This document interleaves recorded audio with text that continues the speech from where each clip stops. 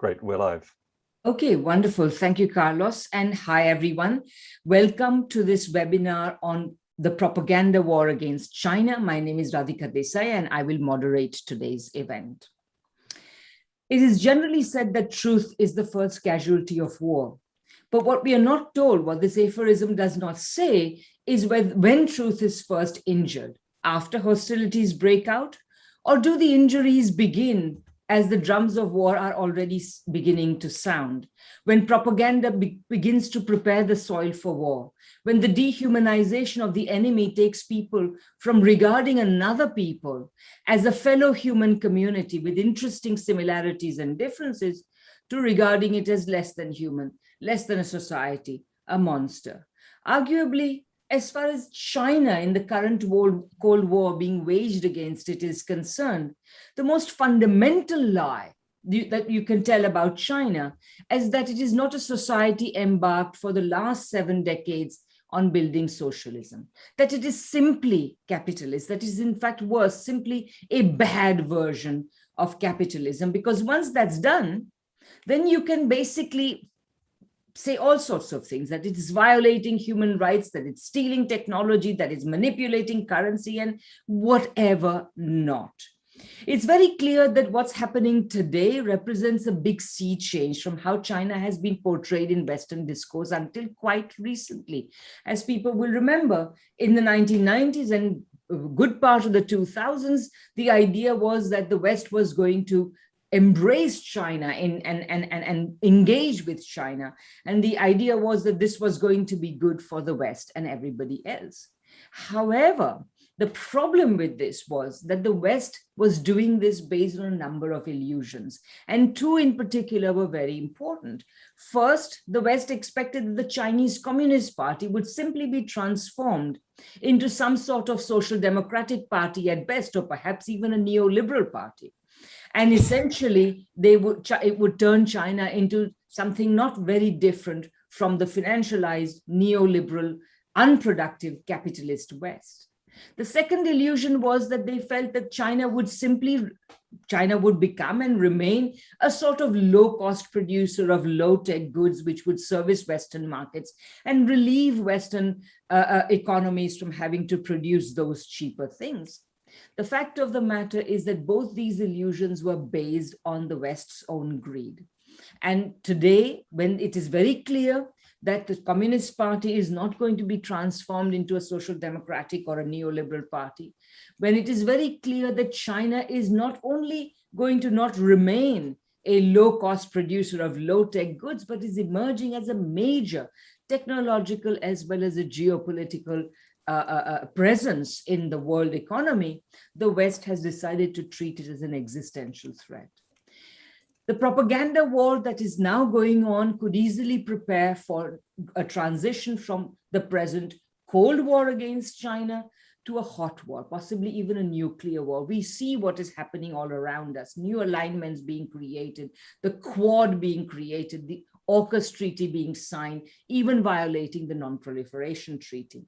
The biggest harm this can do, of course, is war. But even short of war, what is already happening is the impossibility of creating the cooperative relations we need to create at the world level in order to tackle major challenges. The pandemic, most obviously, the ecological emergency, which does not consist of just climate change, but many other elements, including loss of biodiversity, rising pollution, etc., all of which need international cooperation, as does development itself, the development of still very large parts of the third world. So that's why we are holding this webinar. We want to discuss the intensifying information warfare being waged by the US in particular against the People's Republic of China, by the US and by US allies. We want to discuss the relationship between this propaganda onslaught and the new Cold War, the realities in places like Xinjiang and Hong Kong, which are particularly fingered by Western propaganda, and the participation of important sections of the Western left in encouraging and, in fact, in furthering this propaganda war. So we will discuss all these things and more. I'd like to conclude my introductory remarks for now by simply pointing out that this event is hosted by Friends of Socialist China, and it is co-sponsored by a number of organizations: the Morning Star, the Grayzone, Pivot to Peace, the Geopolitical Economy Research Group, the International Manifesto Group, and the Chao Collective. I'm going to be introducing the speakers as they speak, as their turn comes up, and I will say a few things about the speaker, and then each speaker will speak for about 12 minutes, or the total, that will be the total time, and then we will go on to the next speaker. So let me begin by introducing the first speaker. Danny Haifeng is a socialist activist and journalist. He serves as a contributor to the very important left website, Black Agenda Report, and is co-founder of the No Cold War campaign and co-editor of Friends of Socialist China website. He is also the co-author of an important book, American Exceptionalism and American Innocence, A People's History of Fake News, from the Revolutionary War to the War on Terror. Danny, please go ahead. Thank you so much, Radhika. Appreciate your words and the introduction. Greetings, everyone. On behalf of Friends of Socialist China, it is truly humbling to be with you all to engage in today's event, the propaganda war against China. We have an incredible panel of speakers, all of whom I consider to be comrades and colleagues in the pursuit of peace, solidarity, and socialism. And the basis for this event is straightforward. Friends of Socialist China formed out of what we saw as a dire need to gather all information, original and otherwise, to counter the misinformation being spread about China. We didn't include the word socialist in our title for gimmick or display, but rather to send a message of respect and admiration to the Chinese people's socialist path. In many ways, the propaganda war against China possesses a dual mission: the ramping up of a dangerous US-led new Cold War against China and the demonization of the socialist mode of development. We at Friends of Socialist China have identified an immense gap in the political development of progressive forces in the Western world. Progressive forces in the West happen to live in societies which are the most propagandized in the world when it comes to China. For example, I live in the United States, and majorities of people here view China as a quote-unquote threat to their interests. This includes many so-called progressive organizations and even those who profess to be socialists. We see it as our duty to not only stand against the dangerous war provocations at the root of anti-China propaganda, but also to engage in the process of educating the masses of people about China in the socialist world. Now, the debate about propaganda in the West is generally confined to an idealistic framework of make-believe. Abstract concepts such as good and evil fit comfortably within a capitalist order which privileges the profits of wealthier, mainly white individuals at the expense of the vast collective of humanity.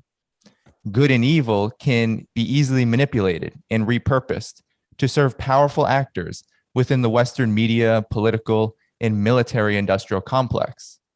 For the first decade of the 21st century, evil was defined as terrorism. Any country that was labeled a harbor of terrorism was targeted for war and regime change. Now these same neocon actors, led by the United States, tell us that China is the latest evil that the world must worry most about. There's a billionaire investor, George Soros, who penned an op-ed in the Wall Street Journal last August, which I believe represents a good example of what has fast become a 21st century version of yellow peril. Soros specifically targets President Xi Jinping, calling him, and I'm not joking, the greatest threat to the Chinese state. The wealthy titan of investor capital claimed that China under Xi has become authoritarian, warlike, and aggressive. China can do no good under Xi, and we should be very, very afraid. Just a few weeks later, Soros penned another op-ed this time for the Financial Times, claiming that China's lack of understanding of the so-called free market placed foreign investors at risk. In both articles, Soros drops major hints of his belief that rich, private capitalists speak for all of humanity. He laments that Xi Jinping is seeking to, quote, destroy the geese that lay the golden eggs, end quote. This is metaphoric speak for private Western investors such as himself, who see efforts to promote common prosperity in China as a direct threat to their dream of turning the country into a so-called Western-style democracy. Soros goes on to demand that US Congress formulate legislation that prohibits asset managers from investing in Chinese companies unless they have so-called transparent structures amenable to their stakeholders. In other words, China must allow foreign corporations to dictate its economic affairs or find itself punished accordingly.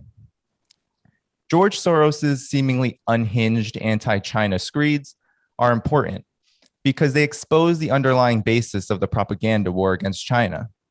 Capitalist investors such as Soros have never forgiven China for waging a successful revolution in placing the sovereignty and dignity of the Chinese people above their own narrow and profit-driven interests. Reform and opening up in China offered lucrative opportunities for foreign investors to benefit from the Chinese market, but this has not satisfied those in the US and West who want to own the Chinese market entirely. At the root of the propaganda war is a motivation to bring about a second century of humiliation in China, where the nation is once again subservient to the exploitative diktats of Western capitalism. This is particularly fitting for George Soros, since it was his speculative activities as head of the quantum hedge fund which helped facilitate the Asian financial crisis in the 1990s. The propaganda war against China intentionally ignores history in an effort to satisfy the narrow interests of a minority of imperialist countries, mainly the United States. But history is our greatest tool for understanding the present, and history says that the US and its imperialist allies in the West are guilty of the very crimes they misattribute to China. China has not committed anything that could be called a genocide in Xinjiang province, but the United States has committed several. This includes the near extermination of indigenous nations, which served as a material basis for the development of the US capitalist economy.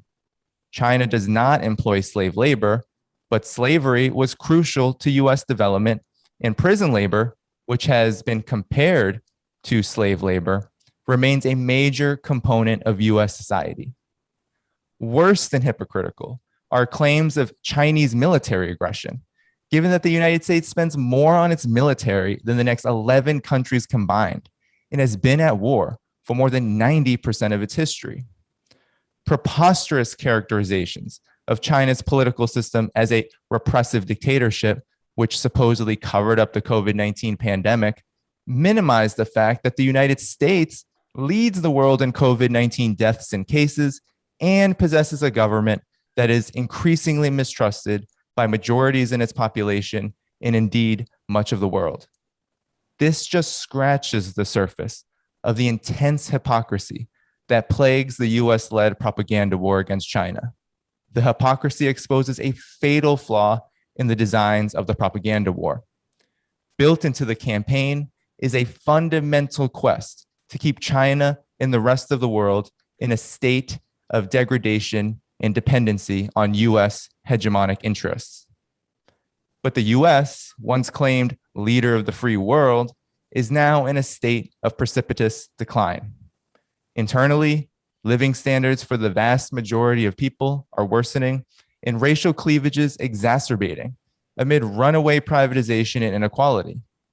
US foreign policy is increasingly defined by might makes right to compensate for the economic contraction of the US capitalist system.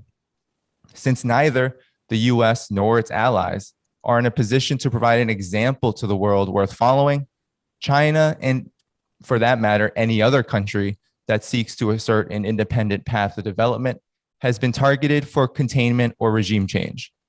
euphemisms for the broader new Cold War. To close, it is massively important that we call the propaganda war against China what it is: an imperialist and racist set of fabrications wielded in the interests of US unipolar hegemony. And more than this, and I want to emphasize more than this, the propaganda war keeps us ignorant of the achievements of socialism and erases the immense sacrifices of the Chinese people. People living within an aggressor country like the United States have been stripped of their right to learn from China's massively successful response to COVID-19. China's defeat of extreme poverty last year raises important lessons for increasingly poverty-stricken Western societies, which have gone unheeded in this climate of Cold War-like hostility. And as disillusionment in the false promises of so-called Western democracy grows, the fact that more than 95% of Chinese people trust their governance system deserves real positive attention, rather than the skepticism offered by the US-led new Cold War. We at Friends of Socialist China reject the premise that the propaganda war can be fought solely by exposing the criminality of its architects. Friends of Socialist China is a tool for progressive forces everywhere to build mass opposition to imperialist aggression and solidarity with China's right to peaceful socialist development on terms determined by the Chinese people. The reality is that the former cannot exist without the latter. Luckily, we do have the successes and achievements of the Chinese Revolution and the world socialist movement to teach us this very important lesson, only so long as they are defended from the slander of imperialism. We at Friends of Socialist China look forward to working with you in doing just that in this event and in the years of struggle to come. Thank you so much, everybody. Thanks very much, Danny, for that absolutely powerful blast against Western and American hypocrisy. Our next speaker is Li Jingjing. Li Jingjing is a reporter for CGTN. She has traveled throughout China doing English language video journalism, providing the outside world with a ground level view of life, particularly in the autonomous regions and among ethnic minorities. She has interviewed Uyghur Islamic scholars in Xinjiang and school children in Tibet. She spent February and March 2020 in Wuhan, covering China's COVID frontline for CGTN. Her talk show, Take It Out with Li Jingjing, is something of a social media sensation with 2.6 million followers on Facebook. So, Jingjing, please, the floor is yours. Thank you, Radhika. And first, hello everybody. It's my great honor to be here, and especially among all these amazing speakers. I really appreciate all of your work in fighting against this anti-China propaganda. My name is Li Jingjing. I've been working as a journalist for over 8 years now. And today I'd like to address three main aspects: Western media's bias, how positive voices about China are being oppressed, and the reality in Xinjiang. I was born and raised in China. You see, as a Chinese, sometimes if you say you actually like the government simply because your life has gotten better and better, I'm proud of my root and my culture, some people in the West will immediately call us being brainwashed to like China. The poor Chinese that has never seen the free world. On Twitter, they call those Chinese bots, Wumaos, or in my case, because I travel around reporting the interesting stories of people in different parts of China, they call me the mouthpiece, the CCP shill, like we all aren't able to have our own opinions. So I noticed there's a strange phenomenon. Some people from Western countries, on one hand, they claim they love China, they love Chinese people. We stand with the Chinese people and we want to liberate you. Yet on the other hand, giving insulting slurs like Wuhan virus, blaming Chinese people's eating habits or culture for the pandemic, blaming Chinese stealing their technology, their jobs. It's like they're saying, we stand with you, we fight for your rights, but your culture is disgusting, you poor, brainwashed, oppressed Chinese. We want you to have a better life, but it better not better than ours. So how hypocritical that sympathy for Chinese is. It's a really strange and funny phenomenon. And China has changed greatly over the past 100 years from a war-torn country. People didn't even know where their next meal would be, to a country that lifted 800 million people out of poverty, a country that has one of the world's best infrastructure, a cutting-edge technology. Those are the things that we couldn't even dream of having decades ago. And those made our life dramatically better than before. So many things changed, yet what didn't change is the depiction of China in many major media outlets in the West. And they played a major role in creating this negative image of China around the world. I studied journalism both in China and the UK, so I do have a certain amount of knowledge about Western journalism, Chinese journalism, and I do read news, domestic news and international news, and make comparisons. So don't get me wrong, I do understand fair and balanced criticism news is important for improving.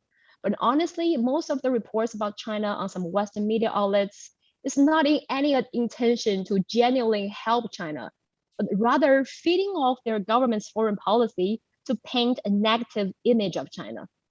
For example, in CNN's recent exclusive investigation of Xinjiang, in order to further push their narrative that Xinjiang is a surveillance state, they keep showing the close-ups of loads of traffic monitoring cameras, which exist in every city in China, and I'm sure in other countries as well. Those cameras are there to catch cars that violate traffic rules, not just to monitor people all the time. And in order to portray Xinjiang as a police state and prisons and camps everywhere, they drove a car quickly driving past the gate of local high school. So people won't be able to read the name that says it's a high school. And their cameras focuses on the security guy in front of the gate. So people would thought that's probably a prison or a camp. But in reality, it's just a high school with the guards protecting the kids. And they always choose the strangest angle to shoot, like they're shooting while hiding from a corner. You know, from that angle, even kids playing happily in the playground looks like an oppressed scene. And they love to barge into places without permission or advance notice. So security guards would inevitably stop them from entering. People don't want to be interviewed with avoiding them. And that would be their biggest story. They could use the headline, China stopped us from exposing its deep secrets. So tell me what would happen to you if you do the same thing in US, in UK, or any other country? People will stop you. In some places, please shoot people while driving a car. So I don't know why they're doing this. So, and especially if Xinjiang is really like a prison, like what you said, why do you have to use such dirty tricks to create a negative image of China? So all of those are the dark art of journalism. Throwing a bunch of footage of traffic surveillance cameras, security guards, make the color of the footage dark, add some filters, and all of this footage will give a psychological hint to the viewers that this is a horribly oppressed place. And all those self-acclaimed witnesses they interviewed, they just blindly believe whatever ridiculous claims they are saying. Even some of their stories are full of loopholes. Some of the witnesses change their stories again and again whenever they do an interview with a different media. But they still broadcast it. In the recent CNN's report, they even said CNN cannot independently confirm whether it's true.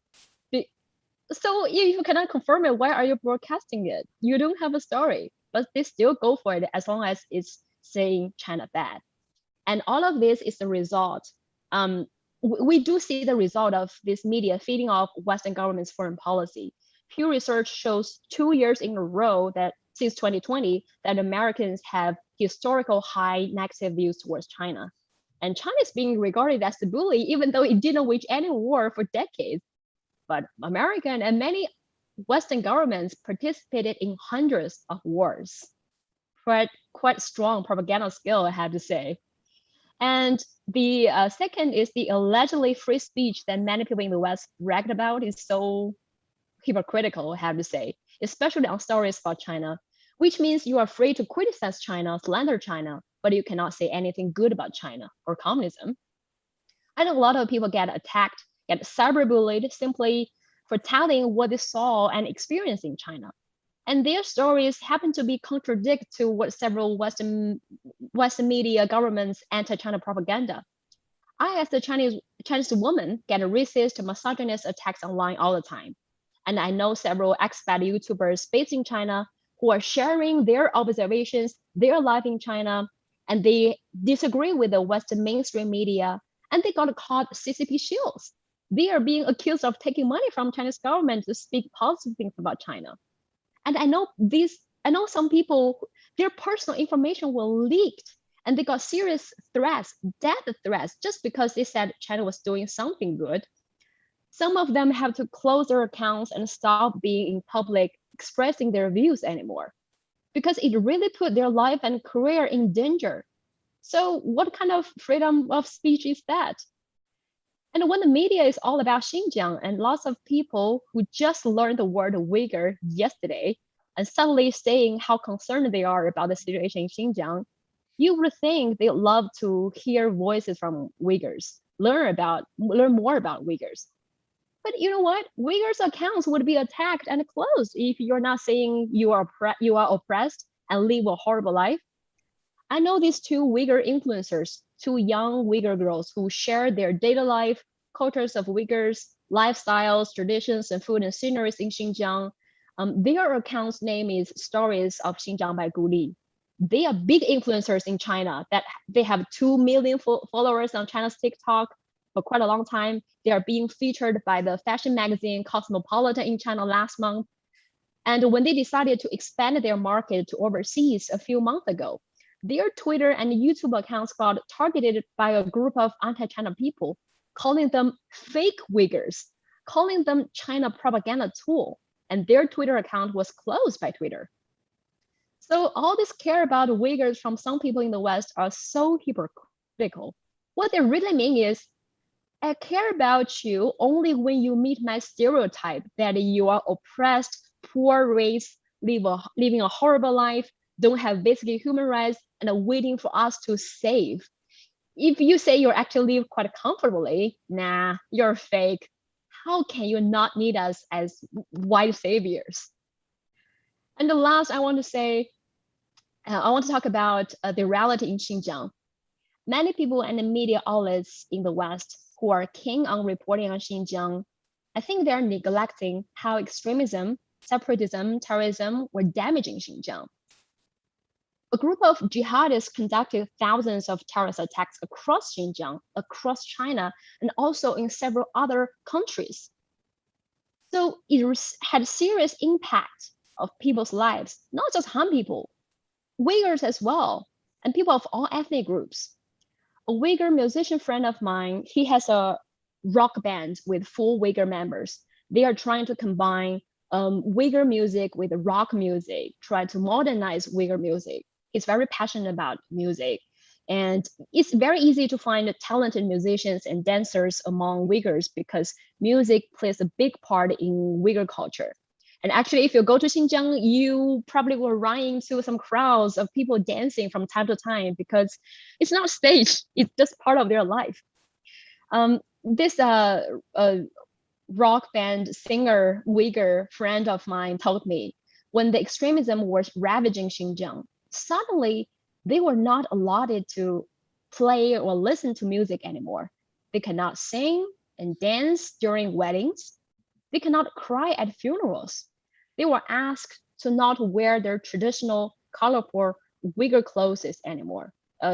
You probably have seen some images. Traditional Uyghur clothes are very, it's a combination of bright colors, very colorful, but they are requested to not wear that and by those extremists.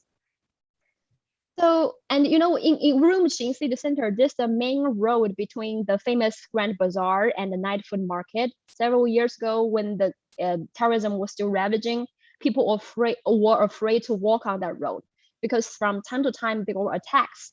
Once a minority girl got her hair pulled, legs whipped by random guys on the streets because the guys just told them minority girls should just cover yourself up. I'm not saying women shouldn't cover themselves. Some women choose to wear certain clothes to cover themselves, either because of what they believe, their religion. As long as they truly believe that that's what they choose to do, it's fine. But what I just mentioned is those people are asking Uyghurs to do something it's against their culture. Abandon their music, abandon their culture. A lot of Uyghurs are not even Muslims, but there are requests to follow these extreme rules. So that's a real cultural genocide. So I think the cultural genocide were not forced by Chinese government, by a group of jihadists. So I think people should be very careful. This group of people, they are the ones that are conducting not just cultural genocide, but also physical genocide. They killed many Uyghurs through these terrorist attacks. They even killed Muslim Uyghurs, imams who didn't agree with the extreme religious ideas. And Daniel Dumbrill actually interviewed the son of that imam who was murdered by this jihadist. And they were supported and funded by US government. So it's not just a accusation. The US government admitted it. They funded those people. National Endowment for Democracy, the NED, said it on its website that they have been supporting the East Turkestan for over, I think, around 14 years. Many politicians, military officials from the US also admitted how they wanted to use Uyghurs to separate Xinjiang, to destabilize China. So I want to kindly remind people who are believing this Xinjiang narrative pushing by Western governments, it's not in any good intention. If they succeed, that's when a cultural and a physical genocide would happen. Thank you. That's my speech. Thanks very much, Jin Jing. That was really very powerful. And I must say, it takes a journalist to truly expose the serious decline in the standards of Western journalism. So thank you very much. And of course, all your wonderful stories from your actual journalism all over China. Thank you very much. Before I go to the next speaker, let me just say that if you have questions, please put them in the question and answer session. If there is time, we will deal with some of them. But of course, if there isn't, you will forgive us for not doing so. Now, let me introduce our next speaker. Our next speaker is Chen Weihua, who is the EU Bureau Chief of China Daily. He has previously served as Chief Washington Correspondent and Deputy Editor of the US edition of China Daily. His robust Twitter responses to anti-China propaganda are notorious to the extent that a popular Facebook group has been formed called the Victims of Chen Weihua Memorial Foundation. So Chen Weihua, please take it away. Thank you very much. First, I want to thank Carlos and all the organizers of today's events. I think it's a very, very important and a timely topic. The reason I said this, I think there is not enough awareness of this propaganda war against China because, it's the Western media, US media never talk about this. You don't even find it in the think tanks on the Massachusetts Avenue in Washington, D.C. So this is a very important topic I think people should be aware of. And first, I want to always say, I speak for myself. I don't speak for China Daily, my newspaper. I don't speak for all the Chinese media. I don't speak for Chinese government or CPC or the Politburo. It's very interesting I said this because on Twitter, everybody wants to say, oh, Twitter labeled us as a state-affiliated media. I think that this is just part of the propaganda war, try to discredit the Chinese journalists or Chinese, Twitter accounts. So, I just thought this is what people should be aware of. I want to make a few points. I don't want to repeat the excellent points already made. And I think that this propaganda war against China has a long history. It's deep-rooted. But it's been just dramatically escalated. Since the Trump administration. I just want to use one example of a very good American journalist colleague back in Shanghai days, when I worked there. And he traveled extensively in China, including spent a long time in Xinjiang. And, because he cycled from Beijing to Urumqi. And so Yeah, I don't believe that because we all accompany him to shape up by jogging every afternoon. But anyway, he told me when we met later in New York, he said, Chen, the first thing I came back to the US is to write a newspaper article telling Americans, I got China terribly wrong, when I first arrived in China, because my education, our politician, news media told us, educate us like, since the Chinese government is repressive, all the Chinese people are getting ready to revolt to topple the government. But after spending years, he has so many Chinese friends. He finds that Chinese people love their government, just as in many other countries. I mean, Jin Jing cited the poll. I mean, the Harvard or Pew Center survey all showed 80%, 90% favorable rate, support rate for the Chinese government. I mean, yesterday's number for President Joe Biden is 38%. It's a big gap. I mean, I don't think any US president would expect that kind of 80%.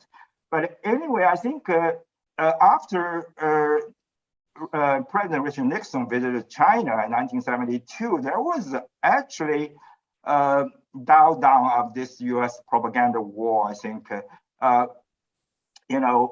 even China and I covered the 2012, 2016 US presidential election. I think China is still sort of a bogeyman, a favorite for US politicians. China bashing is one of the favorite sports for US politicians. So that has not changed, but it's not like the Cold War days. But I think Donald Trump has dramatically escalated. I mean, you all remember probably watching this YouTube Huffington Post Entertainment when he said China like 234 times, I believe. I think in the past, in his last year, he probably said China virus more than that 200 times.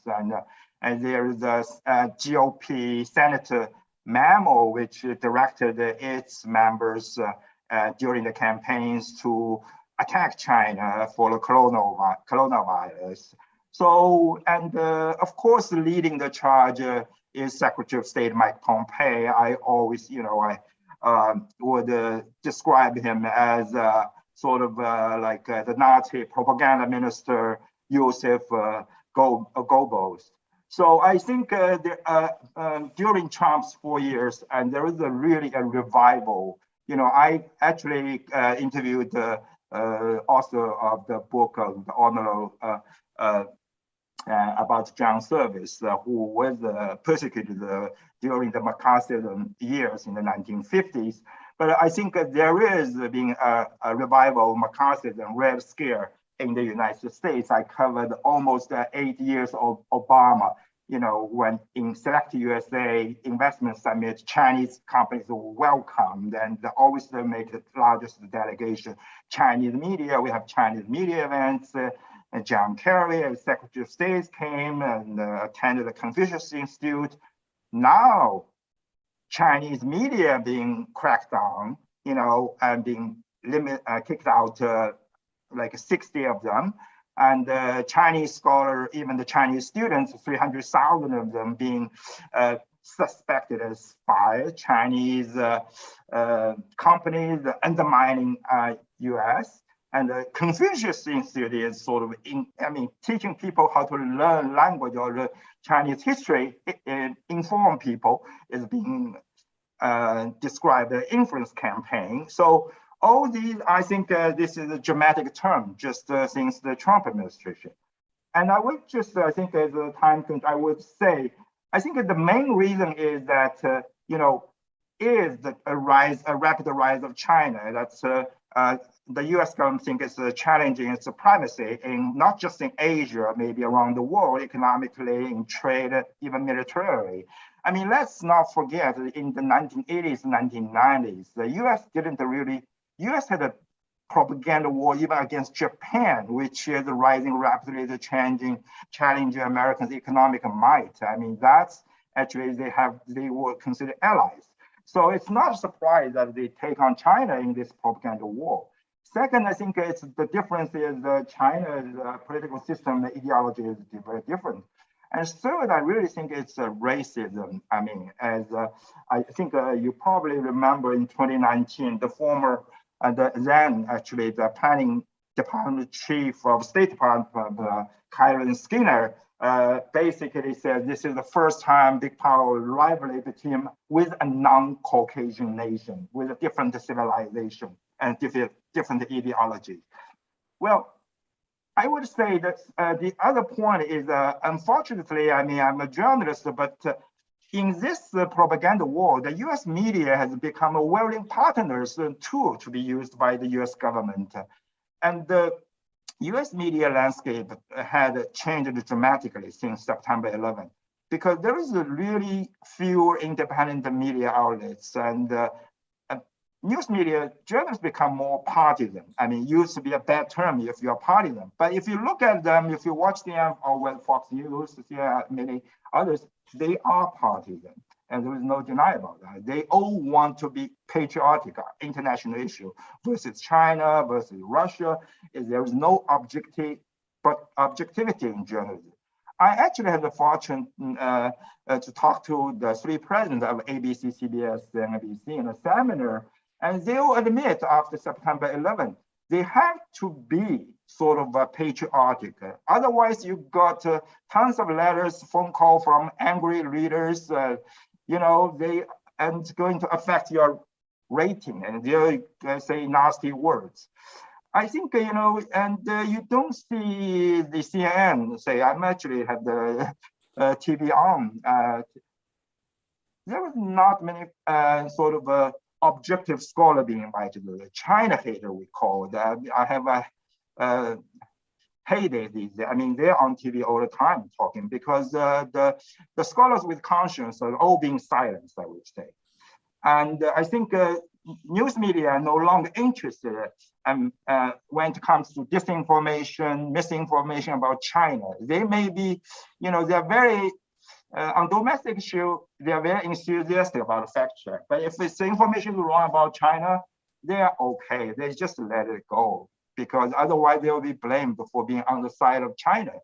I think the other mentioned that, I think that the strategy they use really is just to say everything as black and white, but nothing is really black and white. It's a 1.4 billion population. I always say in my family, everyone has their own views. So it's hard to come to agreement sometimes. So, but they try to portray everything. I mean, you guys all mentioned from Xinjiang, Tibet. I mean, no one wants to talk about the anti-terrorism, sort of threat there. I always tell my Belgian friends here, I said, you have a terrorist attack in 2016, and a few people died. And they actually built a monument, not far from the EU headquarters. I said, in Xinjiang, they would build 100 of them if we're using your standards, right? You have, sort of armed soldiers patrolling the street after that. If China does that, there will be martial law everywhere, right? And so they don't understand that part of the story. They keep, sort of believing those one-sided nonsense, I would say. I think the Western politicians, they are very good actually at this, because they grew up just smearing each other, name shaming. This is how they, fight each other during political campaigns. So you don't have to tell the truth. I mean, just attack your rivals. I would say the other is really to cashing the politician, cashing on the ignorance of the public. I remember Dr. Brzezinski, the late Brzezinski, when in Washington, went to seminar, he said the vast majority of Americans don't have any idea of international affairs. Actually, the Council on Foreign Affairs, Council on Foreign Relations had a study years ago that shows only like 29% of Americans, young people aged like 18, 26, passed with 60 or 63%. Most people don't know, like Indonesia is a Muslim majority country, or they don't even know the US Congress has the authority to wage war. And so I think the politicians, and it's easy for politicians to brainwash them. And then after that, they do a survey, say, okay, I think it's already decided that how many people, Americans, have a negative view of China. But they don't get to know China. I mean, they don't get to know China like my friends, American friends who travel extensively in China. I think I think it's a time limit. I just want to make the last point. I think it's really dangerous for this propaganda war to continue, because I'm so glad I said, I mean, always the Chinese leaders are not engaged. I grew up in the Mao days. I think there was the Cold War, both camps were waging kind of a propaganda war. But I'm happy you don't never see the top Chinese leaders doing that these days. Publicly. But you saw U.S. President, Secretary of State, National Security Advisor, the ambassadors doing this enthusiastically on a daily basis sometimes. So I think it's very dangerous because we need more understanding, build more trust, between different cultures, different countries. There are so many global challenges to tackle. But now this propaganda war against China is showing more discord, more distrust, more misunderstanding. So that makes global cooperation increasingly difficult. So I just hope that this seminar would help people to understand, to be aware of the harm of this propaganda war. I'll just stop here. I'll be happy to engage in discussions later. Thank you. Thank you so much, Weihua. That was really great, because you really put also the propaganda into the broader dysfunction of the American and Western political systems, which I think is very important to understand, which also makes the present moment more dangerous. Our next speaker is Daniel Dumbrill. Daniel is a Canadian YouTuber and political analyst who is based in Shenzhen in China. He comes from the West but lives in China and has a very clear understanding of the information warfare being waged by the US and its allies. He travels extensively within China. He just told us he has just finished another one of his travels, and he catalogs his trips, including trips to Xinjiang and Tibet, in his very well-loved YouTube videos. In the interest of getting all sides of the story, he has even interviewed and argued with prominent Uyghur activists. So Daniel, we look forward to hearing you. Please go ahead. Thank you very much for having me. And I'm going to do something a bit different. I'll start in the past before I speak about the current propaganda situation. So on January 17th, 1961, the 34th President of the United States of America, President Eisenhower, delivers his farewell speech to America. In the councils of government, we must guard against the acquisition of unwarranted influence, whether sought or unsought, by the military-industrial complex. The potential for the disastrous rise of misplaced power exists and will persist. We must never let the weight of this combination endanger our liberties or democratic processes. Those words, spoken over half a century ago by Eisenhower, serves as a chilling reminder that his warning went unheeded. Ex-US government staffers filled the ranks of private lobbyists, distributing the $285 million in campaign contributions and $2.5 billion in lobbying funds designed to influence defense policy over the past 2 decades. It goes without saying, these are not charitable contributions. These are corporations with investors expecting a return on that investment. And these efforts continue to provide unimaginably lucrative returns. During the Iraq War, over $100 billion was passed around to military contractors. $39.5 billion of that going to Halliburton, the corporation that then Vice President Dick Cheney was the ex-CEO of, because this public sector / private military contract revolving door naturally swings in every direction. The real winners of the Afghan war were, of course, also the military contractors, now recycling profits into think tanks globally, especially in Australia, driving public opinion and government policy by ramping up the China threat story. Hardly anyone seems any wiser to these recycled tactics and truly believe the negative sentiment towards China is completely organic. If the military-industrial complex truly believed the current aggressive sentiment towards China could have been achieved organically, they wouldn't be pouring millions of dollars into these narratives and efforts. That would not be a good business decision, and these are businesses. When you actually zoom out on the China threat reports they produce, you find shocking errors, contradicting statements, mistranslated documents, and nonsensical stories covering the South China Sea to Xinjiang to Belt and Road sites across the globe and more. Foreign news outlets pick up and recycle the main talking points from these reports, and the public consumes it at face value. I won't debunk specific China claims today. I have plenty of content doing that elsewhere, and there are some people who just aren't ready to believe anything other than the mainstream media narrative on China. But even if you want to defy logic, taking these narratives at face value, and you want to believe everything you're being told about China, there's still sufficient reason to be terrified about how the entire information system works. I'll continue expanding on that now. Where else does the military-industrial complex spend its money? Well, they also fund the Atlantic Council, the organization responsible for much of the censorship decisions made across social media platforms like Facebook, Twitter, and so on.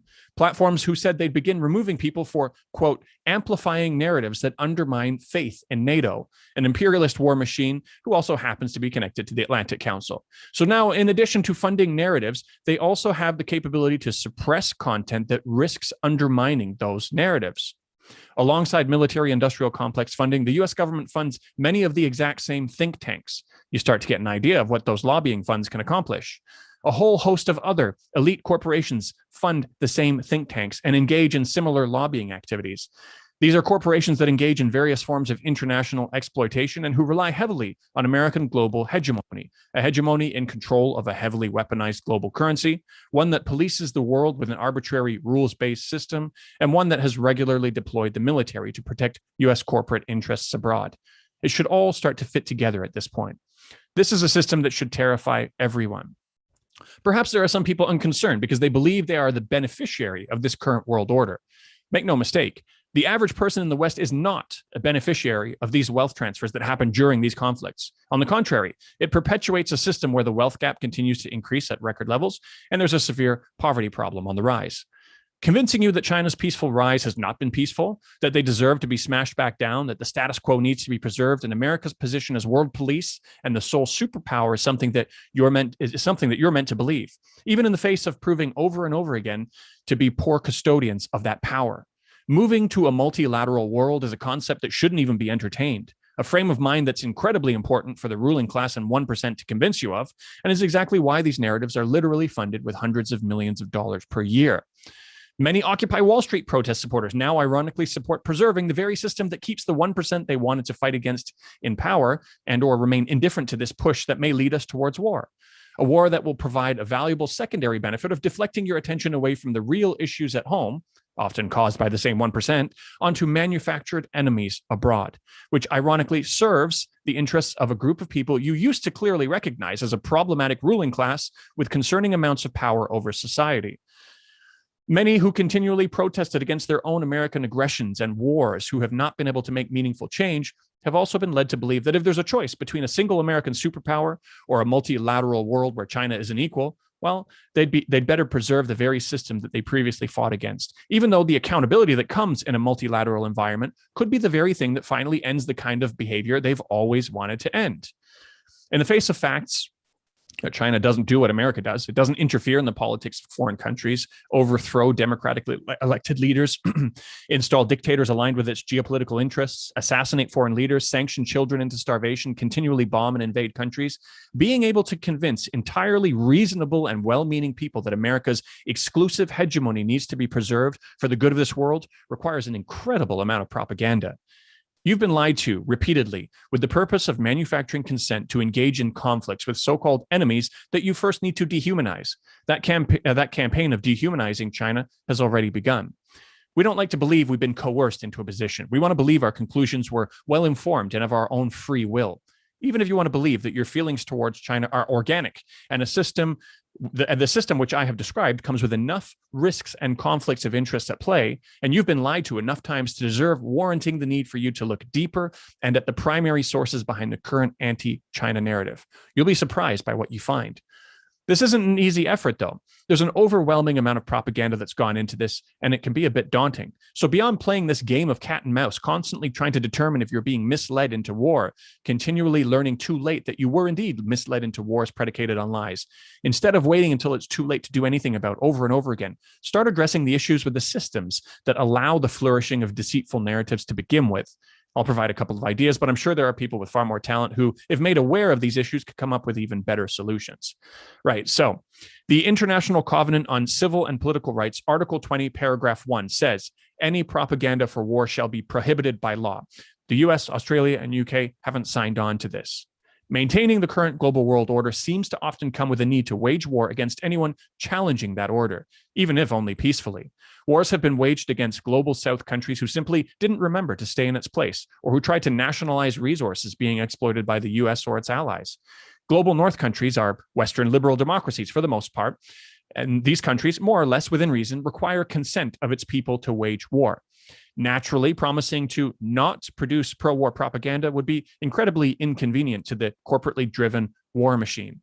Given the conflict of interest and the context of continually being caught using false pro-war propaganda, the US and its allies should be pushed to immediately ratify Article 20, Paragraph 1. Push your governments to commit to this. The average person doesn't have the time required to debunk every propaganda campaign towards each new target. And the people pushing false narratives, especially narratives designed to manufacture consent for conflicts where many innocent people will inevitably lose their lives, needs to be held accountable. Prohibit the mechanisms that have been used and abused to continually sell the wars you end up finding out were built on lies. An argument against this measure is that it restricts free speech.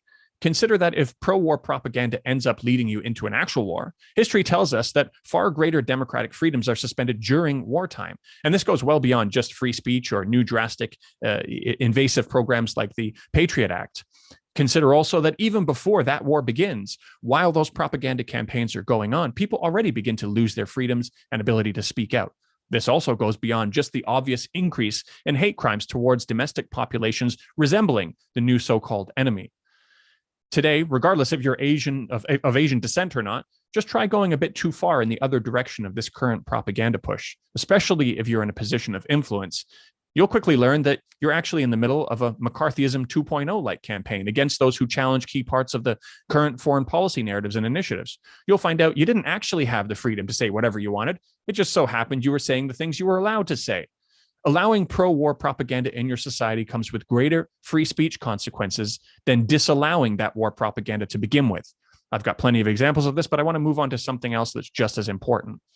The other obvious need is to make it illegal for military contractors to engage in any activities that will influence public policy or opinion. This is a deadly conflict of interest, and many people have paid for this conflict of interest with their lives. Consider that many Western countries have banned tobacco companies from advertising their products because of the health consequences to their own citizens.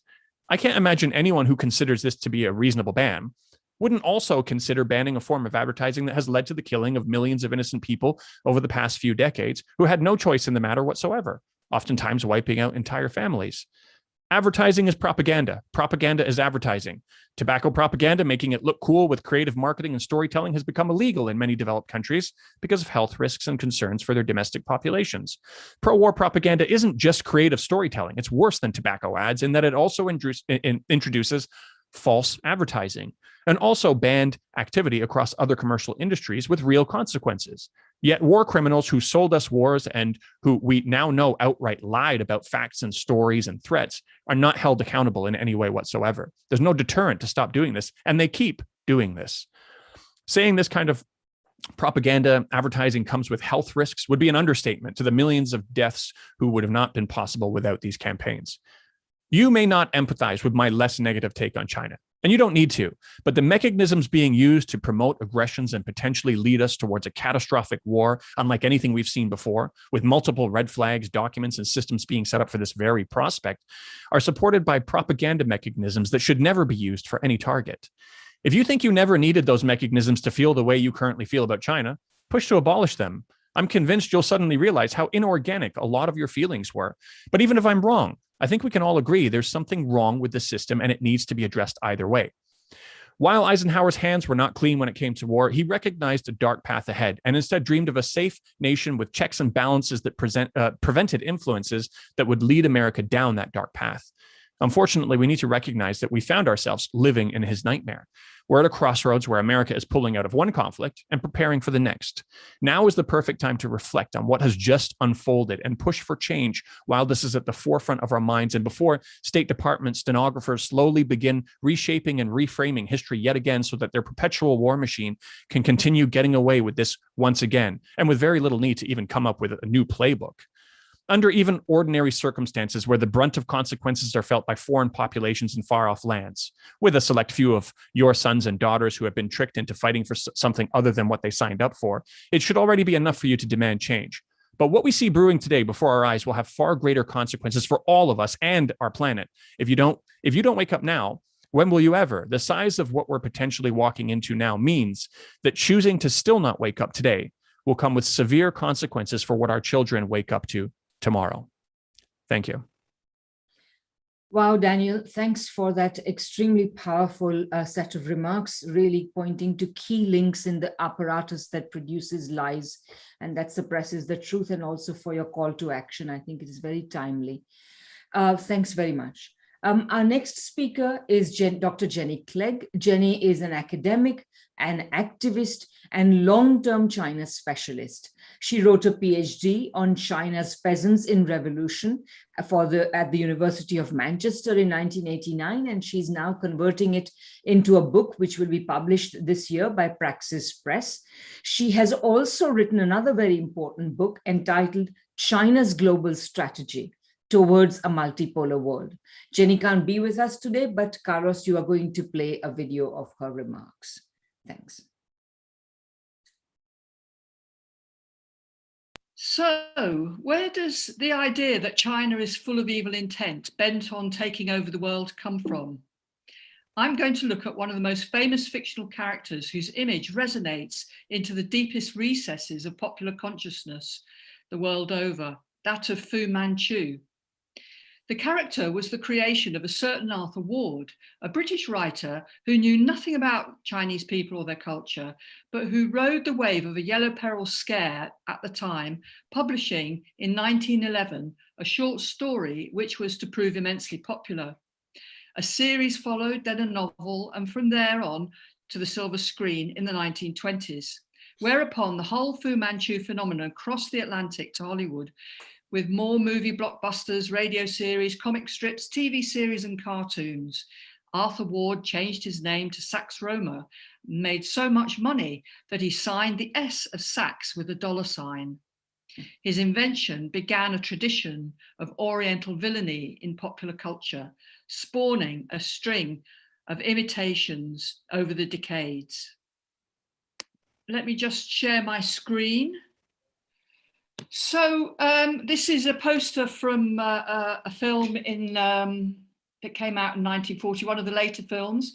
So here we have world dictatorship, cruel, insidious, treacherous Dr. Fu Manchu is ruthless in his mad scheme to rule the world. So Fu Manchu is first introduced to us as the personification of the menace from the East, masterminding a dangerous conspiracy to undermine Western civilization. Immediately alien, scarcely human, combining the qualities of exotic and evil, Fu Manchu is on a mission to take control over the world. From his lair in London's Limehouse Docklands, he plots to assassinate leading British politicians, scientists, and diplomats to bring down the entire British Empire. And here is what Chinatown looked like at the time of the first publication of the stories. So Sax Roma clearly played on popular racialized stereotypes of Chinese people that had fed into yellow peril scares which erupted periodically from the late 1880s. Chinese habits of self-restraint and polite conduct were construed as inscrutable, secretive, and deceitful. The sheer mass of the population, the terrible conditions of the people, the Qing dynasty tortures, all contributed to the impression that the Chinese were not quite human, an indistinguishable mass given to a particular cruelty, unlike the sensitive individuals of the Western race. The Chinese were considered to be particularly susceptible to opium addiction, both criminal and morally depraved. The Boxer Rebellion of 1900 and the stories of the murder of missionaries then cemented the image of the Chinese as soulless and brutal, an unpredictable rabble prone to irrational xenophobia. The provocations of the British troops at the time never taken into consideration. So let's now look more at the themes of the Fu Manchu films and stories. It's inhuman, anything but that. So these were tales of Chinese thugs and criminal gangs, of tenacious policemen and damsels in distress, of vile potions and terrible tortures. Chinatown, a place of darkened alleys, harbours a sinister presence in the heart of London's modern metropolis, threatening the empire from its very capital. Behind Fu Manchu is an organised, clandestine and impenetrable network of criminal tongs, as the triads were known then. These Chinatown gangs are the forerunners of the Asian hordes about to sweep Europe. The Chinese are presented as dehumanized, alien and unassimilable, with crime indelibly fixed in their genes, operating not simply beyond the law, but beyond the realms of humanity. Oh no, not that. As I said, the Chinese were commonly associated with drugs, and Fu Manchu uses the most sinister and ghastly and deceptive of means. An innocuous centipede proves deadly poisonous. Mysterious gases overwhelm people without their being aware. All this helps to establish the alien nature of his powers. So Fu Manchu can reduce others to mindless automatons, easily manipulated or controlled, all that is human in them obliterated. Fu Manchu's army extends to all non-white races. You can see the African slave in the background. Chinatown is the nerve center of an organization with reach across the world, amassing fully 25% of the colored races. No ordinary barbarian. Fu Manchu is a genius of princely rank, holding degrees from 3 European universities, a master not only of the occult, but of Western sciences, with all the modern technologies at his disposal, a combination which makes him doubly threatening. We know of the power of science. Science must be balanced by ethics. What if science should fall into the wrong hands? And then, of course, we cannot have a tale of villainy without a valiant hero. Counterposed to Fu Manchu is Sir Dennis Nayland Smith of the Foreign Office, recently returned from distant lands. Sir Dennis is well versed in the wiles of Orientals. He acts, he says, not in the interest of the British government only, but in the interest of the entire white race. And I honestly believe, though I pray I may be wrong, that its survival depends largely on the success of my mission. The height of tension in the stories and films is when the two come face to face. Nayland Smith's mettle is put to the test.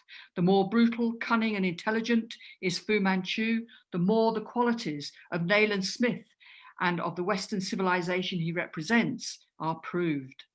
Where Fu Manchu is sinister, a remote, soulless menace, Nayland Smith is steadfast, undaunted, and persevering. Where Fu Manchu surrounds himself with an entourage of thugs, criminals, and slaves, Nayland Smith rallies the support of courageous policemen and a host of honest friends. Where Fu Manchu uses trickery, deceit, and fear, Nayland Smith inspires bravery, loyalty, and initiative. The menace from the East is no mere threat.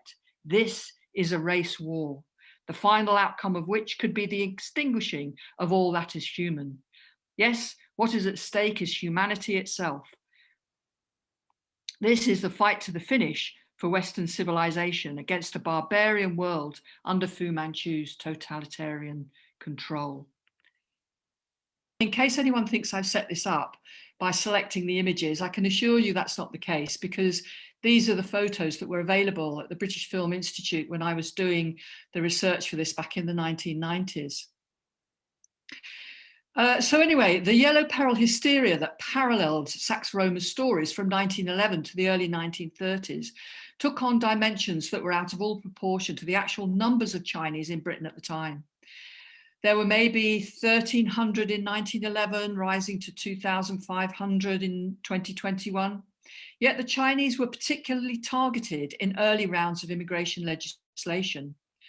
The Docklands Chinatowns also came under scrutiny of the authorities amidst rumours that the Chinese controlled much of the drugs trafficking in Europe, and some individuals were even deported in the 1920s on the basis of very skimpy evidence. Meanwhile, the yellow peril scare was also fueled on the international front by the rise of Asian nationalism. Japan's defeat of Russia, a great shock which cast doubt on the invincibility of the West. And then the establishment of the the Republic of China in 1911. And Britain, of course, responded to this with increased interference and violent repression of student demonstrations and strikes. So how then did the reality of this real threat of the British state and British imperialism towards the Chinese become so completely turned on its head in fiction as to make the victims out to be the perpetrators? And how to explain the persistence of these kinds of notions so deeply embedded in popular consciousness? Syed's notion of Orientalism tells us that what we know of the Orient is a Western construct, a political vision which establishes the East as antithetical to the West, an exercise in cultural power serving as an ideological justification of European and American imperial ambitions. For me, the particular significance of Fu Manchu is the way the stories spread these Orientalist notions amongst the wider mass of the population. The Fu Manchu phenomenon came at the very beginnings of mass popular culture, the popular press, magazines and comics, radio, the first Hollywood blockbusters. Saxe Rohmer, no great writer himself, was surely one of the first masters of pulp fiction. At the time, the British Empire faced crises not only from without, with the rise of Asian nationalism, but from within, with the rise in the political consciousness of the working classes, the spread of mass trade unionism, and the emergence of the Labour Party. The Fu Manchu image then played on the anxieties over Britain's future with its empire under challenge. Another parallel, one could say, with today.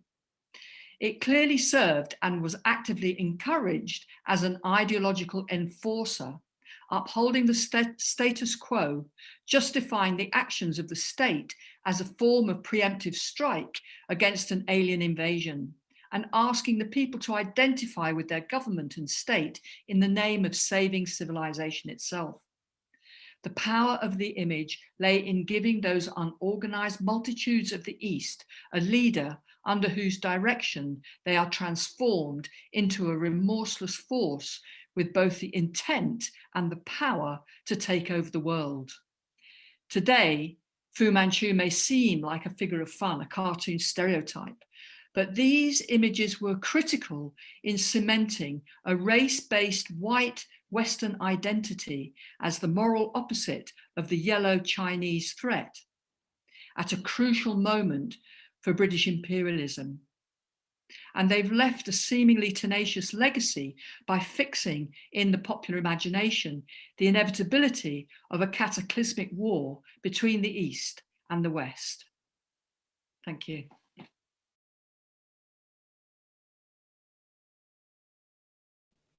You're muted, Radhika.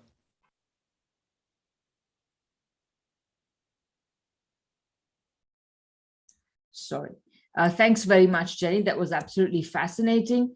I'm sure that, even in our time, despite the politically correct anti-racism, we will be able to find lots of such tropes all over in social media, in Hollywood, etc. So thank you very much. Our next speaker is Kenny Coyle. Kenny is a regular contributor to Britain's socialist daily newspaper, The Morning Star, and former full-time staff member at that paper. During the past 2 decades, he has lived and worked in Singapore, Hong Kong, and Macau as a journalist and editor for several Asian business magazines. He is also a former executive committee member of the Hong Kong Journalists Association. Kenny is the director of Praxis Press, a socialist book publishing project, and he is currently based in the Philippines. Kenny, please go ahead. Hi, good evening. I hope you can hear me okay, first of all. Great. Okay, I'm going to share my screen.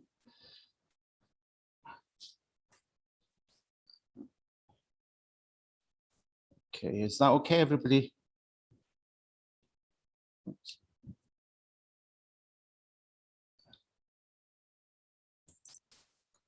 Sorry.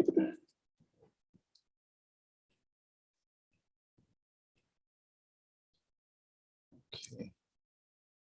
Is that okay? Can people see that? We are still seeing you, Kenny. You're still saying May, so I've done something wrong. I'm sorry, I'm forever doing that.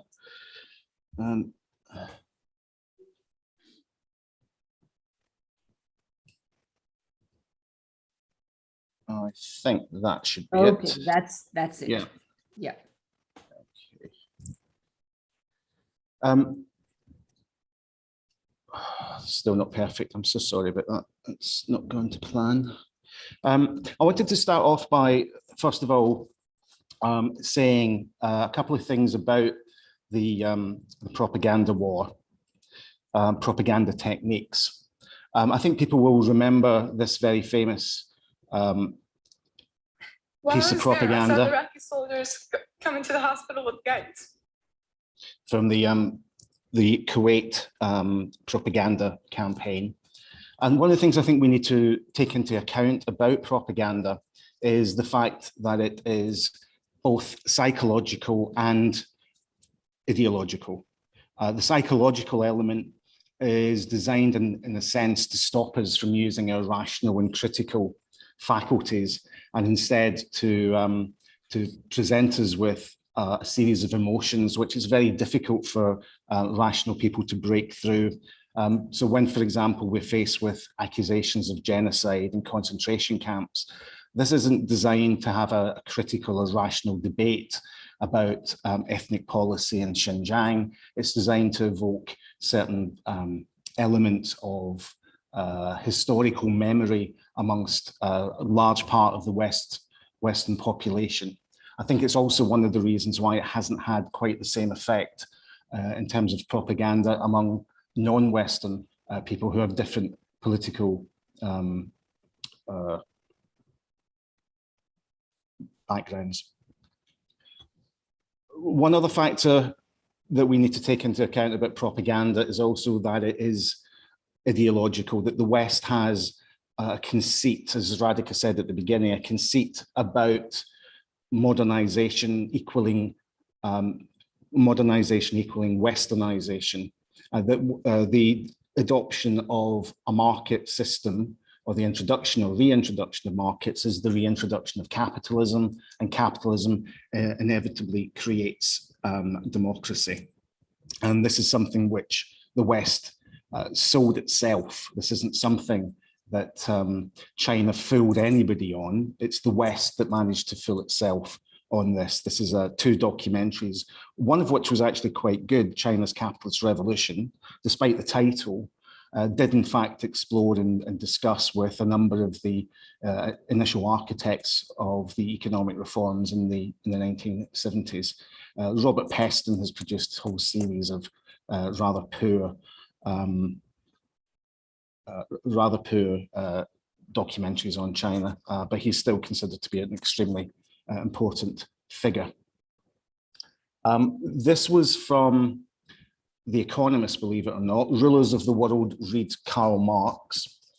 This is part, I think, of an attempt to kind of embrace Marxism as a kind of academic, critical discipline without it having anything to do with changing the real world. It's the half of the philosophers have only interpreted the world in various ways. Marx and Marxism is fine as long as it's pointing out flaws of capitalism rather than providing actual alternatives to it. that's really a problem, because there is at least one world leader, there's certainly more than one, but there's one that we know very well, Xi Jinping, who certainly does read Marx and takes Marxism very seriously. And this presents a real problem, I think, for Western propagandists, because whilst the New York Times, CNN, Guardian, and so on would spend hours and acres of print poring over every tweet of Donald Trump, every 144 character tweet from him, there's no attempt to try and understand the theory or ideology that has guided the Communist Party of China for the past century, and certainly no attempt really to understand the current developments in China in any way that is ideological or theoretical. This one is a particularly bad example. Stephen McDonnell is an Australian journalist. He's been based in Beijing since 2006, so he spent 15 years in China. And this entire article is basically an essay in why he doesn't understand anything about China, how he can't understand anything about socialism or anything indeed about economics. And unfortunately, that's the medium through which millions of people in the West are being fed news and perspectives about China by people who do not even do they not sympathize with the aims of socialism, with Chinese characteristics. They don't actually get the idea of socialism in the first place. Daniel mentioned the military-industrial complex from Eisenhower's famous phrase. Today, I think we really have something which is actually even more insidious, which is a military-industrial and media intelligence complex, the way in which Secret Service, intelligence agencies feed stories, reports, and so on into the media. It's a kind of source laundering, a way of pushing a military intelligence agenda into the media without it being obvious to the reader or to the viewer where it's actually coming from. The most famous, of course, I think, is ASPI. I think it was Ajit Singh from Grayzone, in fact, who did the first expose of the Australian Strategic Policy Institute, showing the extent to which it was embedded not only in the Australian military and defence network, but the Western worlds as well. Also funded by countries such as Israel, Japan, and also the Taiwanese authorities also contribute to it. What was interesting to me, though, when I looked through some of the list of the sponsors, was the number of media companies that were involved in sponsoring ASPI, because they include companies like Amazon, Facebook, Google, Microsoft, and Twitter, amongst many others. That's essentially the whole spectrum, if you like, of the online media world. So they're all embedded within this military, industrial, and media intelligence complex. A good example of how this works is the ASPI report called Uyghurs for Sale, which was published in 2020. It was actually paid for by the British government. The British Foreign Office paid for the report to be done. When the report was released, it was immediately essentially republished. The executive summary of it was republished in most of the Western press. This happens to be The Guardian, the one on the right. And strangely enough, The Guardian and the ASPI report ended up in a second government report. So the British government essentially paid for a report, had it filtered through the mainstream media, and then used mainstream media reports of the government-funded report to create another government report. So it's a way of the state managing the information cycle, the news cycle. Another way in which media can be distorted and manufactured, and I think the Chomsky term manufacturing consent is a pretty good one, is how editorial bias can be introduced into even something which is relatively neutral or perhaps even positive. This photograph was taken in Hotan County in Xinjiang. The headline here, I hope you can see it, is about, sorry, the headline is about a report, another report, alleging demographic democide of the Uyghur population, despite the fact that the photograph itself shows 5 Uyghur children on one motor. You could have that picture taken almost in any part of Southeast Asia or Central Asia, and you'd see something very similar. It's a very normal family portrait, but it's been used here. It's been framed in such a way that it's been done to present itself as being as illustrating demographic democide.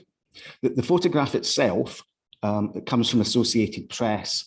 And when I checked where it came from, I found that it had been created on the 20th of September in 2018. However, I'd noticed as well that within the archive, there was a second version of the same photograph, which is actually dated June 29th, 2020. Now that's the same day as the Independent published the story on the demographic democide. And you can see that not only has the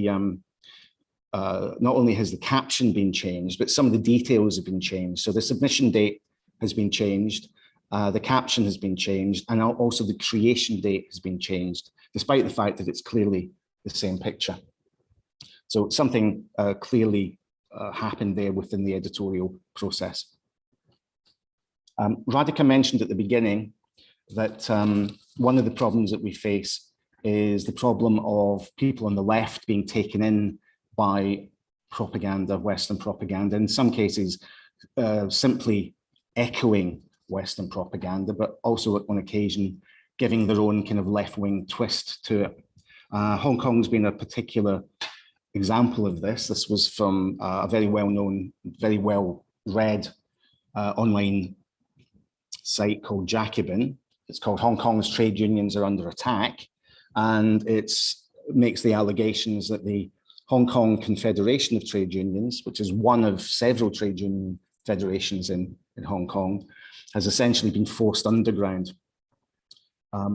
What's not mentioned at all in the piece is the fact that the Hong Kong Confederation of Trade Unions has for decades been receiving funds from the United States. This is actually from their own statement that was made back in 2014, where they admitted to having received funding from the American Center for International Labor Solidarity.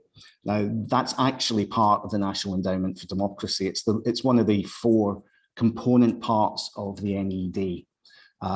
Although, again, the HKCTU did not mention that, and it didn't find its way into the JiaBin piece. Perhaps more importantly, the leadership of the HKCTU has been involved in not just receiving American money, but in return, lobbying US congressmen, both Democrats and Republicans, in order to impose sanctions on Hong Kong and China. This is the General Secretary of the HKCTU, Lee Chuk-yan. He's pictured here, included in a nice little photo op with the National Endowment for Democracy itself. And he actually went to Washington in 2019 to support the Marco Rubio Hong Kong Democracy Act bill, which would not only have imposed sanctions on Hong Kong and China, but would have also allowed the United States to insist that Hong Kong imposed sanctions on second countries, third parties, in other words. So named in it were North Korea and Iran, but you can imagine that would also be extended to Venezuela, to Cuba, and to any other country that the United States chose. Amongst the other clauses in the bill were the demand that the United States should be allowed to send as many State Department officials, as many commerce and trade officials to Hong Kong as they deemed necessary. It would, in other words, have turned Hong Kong into what effectively would have been a treaty port, which is what Hong Kong originally was during the Opium Wars. There's also, of course, a very nice connection between Lee Cheuk-yan and Jimmy Lai. Jimmy Lai being the media mogul in Hong Kong, the Trump-loving media mogul, a very, very right-wing, xenophobic, reactionary individual. In 2014, it was discovered that he had in fact been secretly funding Lee Cheuk-yan's so-called Hong Kong Labour Party. That was paid for by very substantial donations from Jimmy Lai. And I suspect that in the court cases which are coming up to do with the national security law, we're going to find out even more about that. There's also a mention in the JiaBin article about a guy called Leo Tang, who apparently, according to the JiaBin, was arrested for participating in protests. In actual fact, he was arrested for carrying offensive weapons. He was carrying a retractable baton, and he was also carrying cable ties, which some of the protesters stroke rioters actually used as handcuffs to hold people while they were being beaten. So there's something much more to these stories than have been made out. Final point, because I think I'm coming, if I haven't gone over. There's a tremendous concentration of media monopolies to the extent that there is now really no longer any division between the media in terms of broadcast, print, and the entertainment industries, Hollywood and so on. The last month, the BBC ran a political thriller called Vigil. It's set on board, believe it or not, a British nuclear submarine, so you couldn't get better timing for that. And in one of the scenes, an anti-nuclear activist, a very naive anti-nuclear activist, is prevented from defecting or claiming asylum in the Chinese consulate. This is you can see the flag in the background. And this is a dialogue here. He is arrested because he's been in touch with a Russian intelligence officer who's been passing on information. Now, John Rees of the Stop the War Coalition did a very good take apart of this, showing how it was designed to discredit the peace movement. But I have to say that one thing he missed out, and which I personally picked up, was the attempt here to bring in a smear against the obvious character would be Julian Assange, who was also accused, of course, of being someone who was an idealist, but in the end working for Russian interests. So these are very sinister motifs that we see, and they cover everything from mainstream print, online, and broadcast media, right through, as I said, to the entertainment industry. So we really have our work cut out to try and expose and try and deconstruct this level of propaganda that's being directed against China at the moment. Thanks.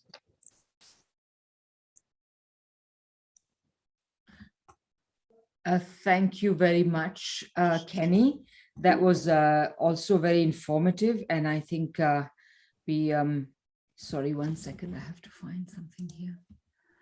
That's better. Yeah, thanks very much, Kenny. That was really very informative. And I think very good takedown of really the particular types of lies that we hear on the media. Thank you so much. Our next speaker is Ben Norton. Ben is assistant editor of the investigative journalism website, The Grayzone. He produces the political podcast and video show, Moderate Rebels, and he co-hosts which he co-hosts with the Grayzone editor and founder Max Blumenthal. Ben has reported from many countries, including Venezuela, Nicaragua, Bolivia, Ecuador, Honduras, and Colombia. So Ben, please go ahead. Thank you. It's a pleasure to be here. Can everyone hear me okay? Great. And then I just want to test something really quickly, if I can share my screen and make sure everyone can see it. So everyone can see that, right? Yep. Great. So today I'm going to focus on an element of the propaganda war against China that is not often discussed. There have been many articles rightfully focusing on the nefarious Western propaganda campaign against Beijing, trying to portray China as supposedly the new colonizer of Africa.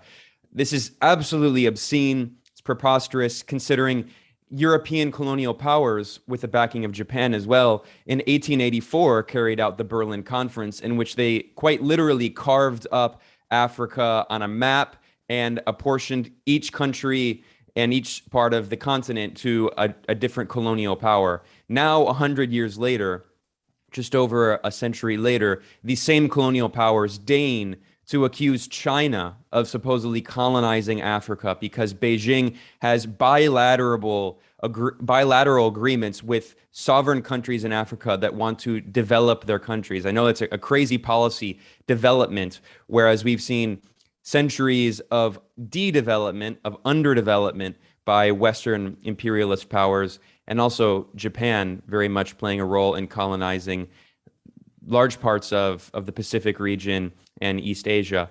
Well, I'm going to focus on another element of the propaganda war against China that doesn't get as much attention, but here in Latin America, where I live, is certainly increasing in influence, increasing in power, and is really ubiquitous. And that is the claim that China is supposedly colonizing Latin America. We see many of the same tropes used against Beijing vis-a-vis Africa reused to try to portray Beijing as supposedly a new neo-colonial force in Latin America that is trapping countries in debt, that is supposedly controlling their politics and economics.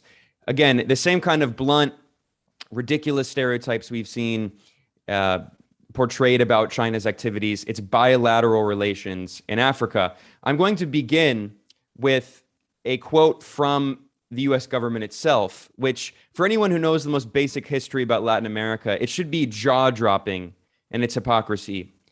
This is an article in Foreign Policy, the traditional voice of the DC foreign policy establishment, published back in 2018, back when former oil executive turned US Secretary of State Rex Tillerson was still the head of the US State Department.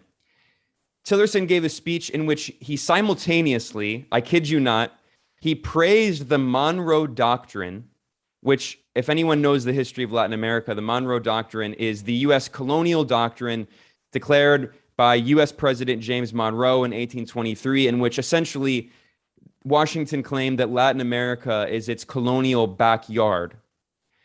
And at the same time, Tillerson claimed that China has, quote, imperial ambitions in Latin America, that Beijing is a new colonial power in Latin America, and that sovereign countries in Latin America need to be protected by Uncle Sam against the great threat of the Chinese menace. Again, I just want to underscore, if you're in Latin America and someone uses the term Monroe Doctrine, I mean, they'll spit at you. The anger around the concept that Latin America is supposedly Washington's backyard. But we see these US so-called diplomats who are so oblivious to that history that they simultaneously accuse China of being the new colonial power in Latin America while they reaffirm a 200-year-old colonial US doctrine. So this is the tenor we've seen from the US government. But of course, it's a tenor that's reflected absolutely in the media, not only in the United States, but also across Latin America and the Spanish-speaking world. So here's another article in the major Spanish newspaper, El País. This is from the country of Spain, of course, which also colonized Latin America. So seeing the country that colonized Latin America, the major newspaper of Spain, accused China of colonizing Latin America. Again, if someone told you before this presentation that the former colonial powers and the current colonial powers in Latin America, that is Spain and the United States, deign to accuse China of colonizing Latin America, you would say that's too on the nose. But no, I reassure you, regularly in the press, the corporate press, and from governments in the United States, in Western Europe, and even right-wing regimes in Latin America, they regularly accuse China of colonizing Latin America. Now, why is that? it's because in the early 2000s, with the rise of the so-called pink tide, now I want to say that the pink tide is not really a term used in Latin America. It's a term used outside of Latin America, but the progressive wave of governments in the region.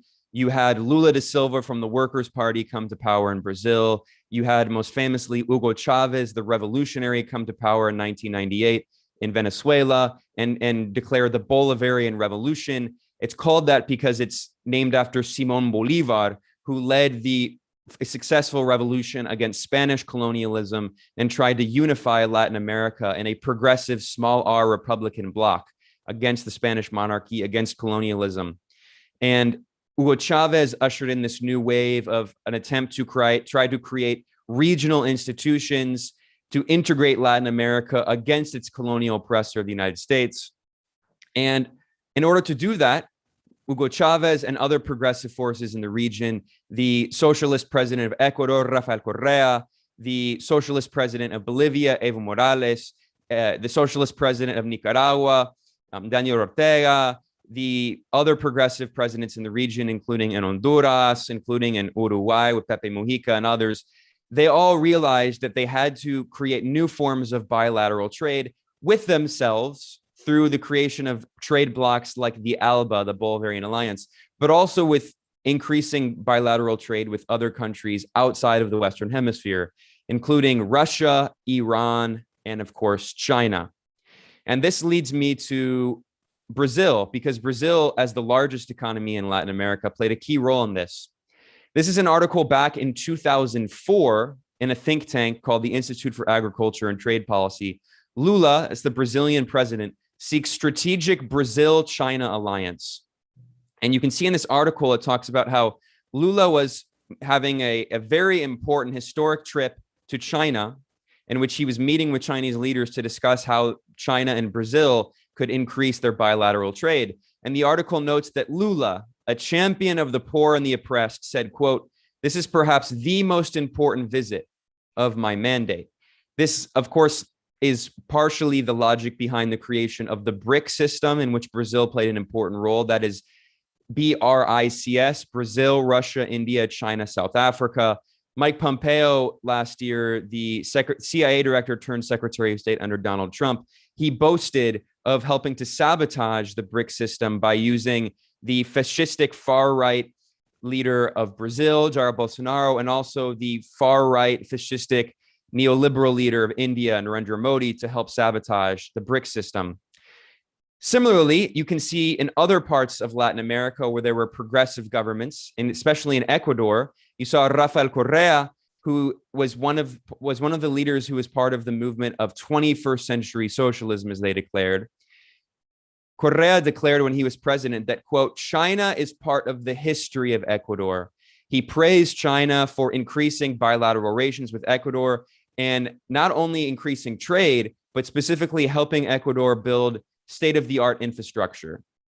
We've seen throughout the world through the Belt and Road Initiative in Africa and other parts of Asia and in the global South, and even parts of Central Europe and Eastern Europe, that China has helped build infrastructure, whereas after centuries and decades of colonialism and neocolonialism and neoliberal policies imposed by the World Bank and the IMF, we've seen underdevelopment and de-development.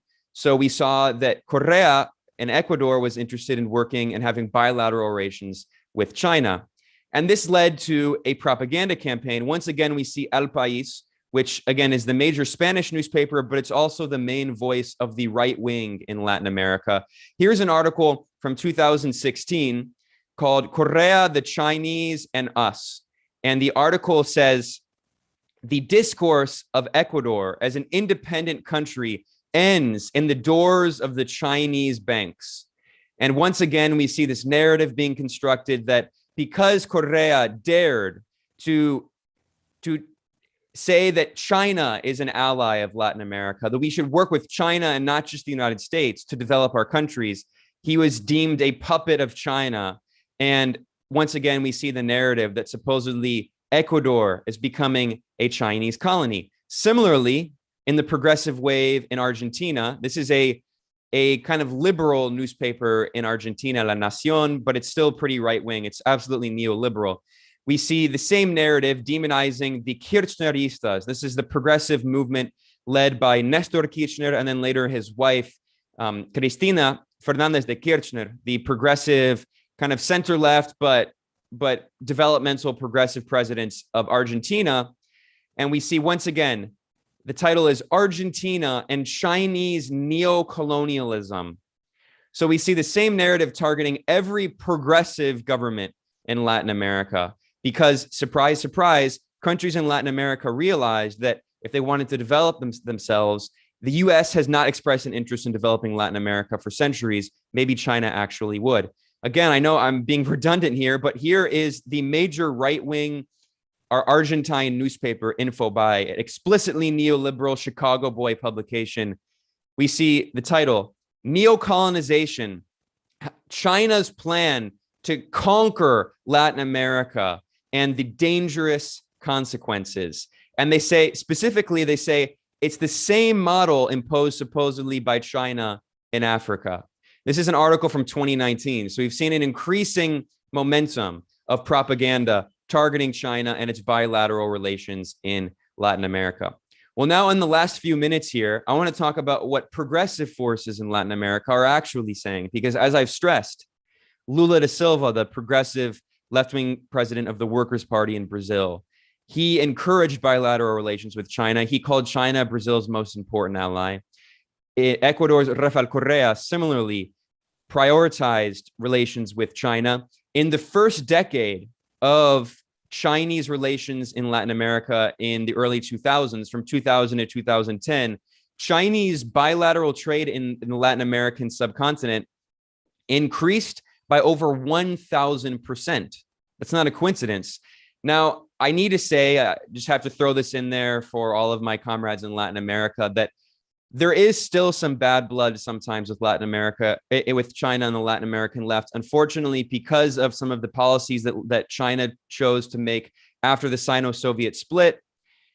Fortunately, China has taken a very different approach in the past 30 years or so, especially after the overthrow of the Soviet Union. And China has become one of the most important allies of progressive, socialist, and revolutionary forces in Latin America. And we can see that from the speeches given by Latin America's socialist leaders. Here is a speech given by Fidel Castro, perhaps the most important revolutionary leader in the history of Latin America. This was a speech he gave in 2004. And he said here that, I had this highlighted earlier. He said, China has objectively become the most promising hope. And this is actually covered up by there we go. It's covered up by the Zoom thing. China has become objectively the most promising hope and the best example, the best example for all of the countries of the third world. I do not hesitate in affirming that it is the principal motor of the world economy.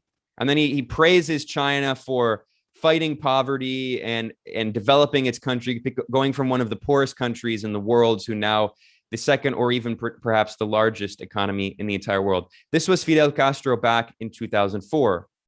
Here's an article that Fidel Castro wrote in Cuba's state-owned newspaper Granma, named after the boat used at the beginning of the revolution in Cuba. The article is called The Palestinian Holocaust in Gaza. He's talking about the horrible crimes committed by the Israeli apartheid regime. He refers to Xi Jinping. He praises China and Russia for fighting and defeating fascism. And he praises Xi Jinping as, quote, one of the strongest and most capable revolutionary leaders I have met in my life. That is Fidel Castro in 2014. Similarly, we've seen a similar trend continuing with Cuba's current president, Miguel Díaz-Canel. This is a tweet that he recently tweeted after meeting with Chinese officials. He said that the Chinese Communist Party, the Communist Party of China, is admirable and exemplary, the work that the Communist Party of China has done for the prosperity of its people and the balance of the world. And that is an important word there, balance. This is a phrase that we constantly see used by Venezuelan and Cuban officials, because they praise China for offering balance in their region after decades, after centuries of domination by the Spanish colonialists, and the US colonialists. Again, we see here Cuba's president praising our historic relations with China, which have been paradigmatic, which have been exemplary, and which are continuing to be fortified, continuing to grow, and continuing to expand. And then finally, I know I'm going a little over my time here, but finally, a few other quotes. We see what actual leftist leaders in Latin America say right now compared to the neoliberal corporate media outlets.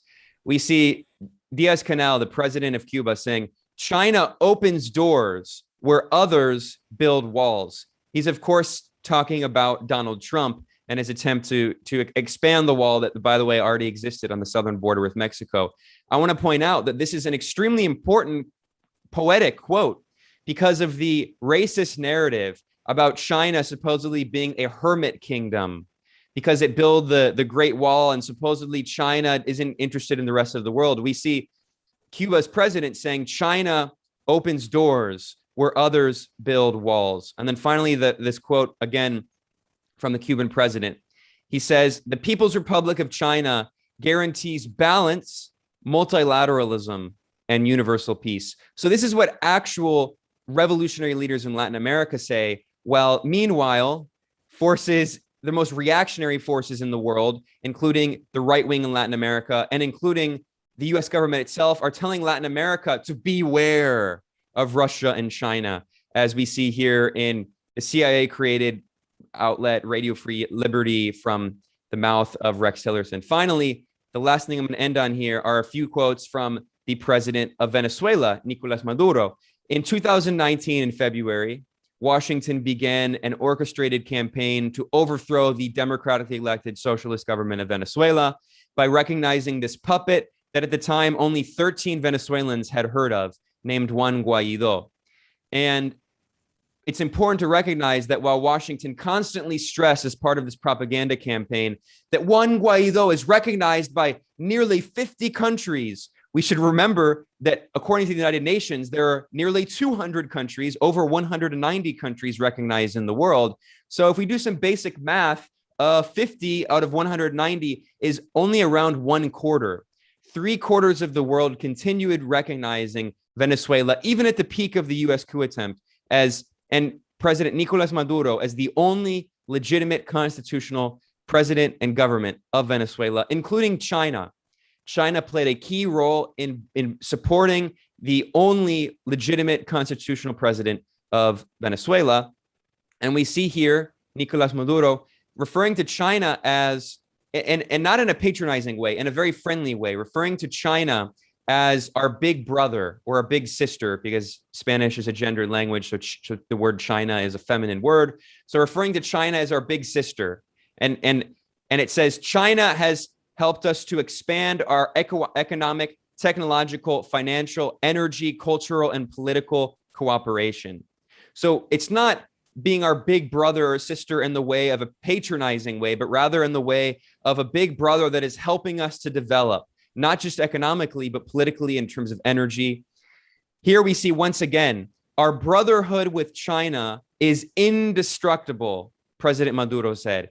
Indestructible. Note, they always say bilateral relations of cooperation and strategic association at all levels. So again, once again, we see bilateral. This is not one way. This is very much two-way.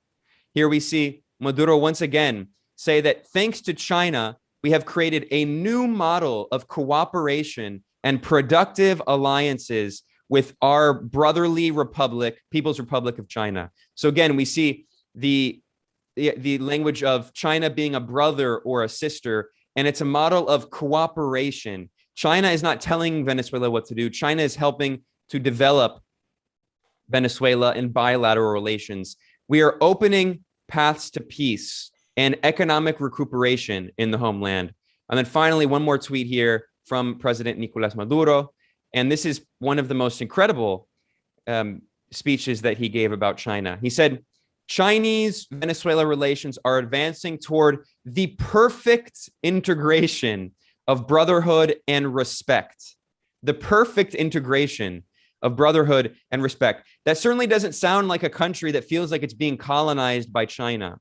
And once again, when we see the US colonial powers, including the Trump administration, which repeatedly invoked the 200-year-old colonial Monroe Doctrine in relations to Latin America.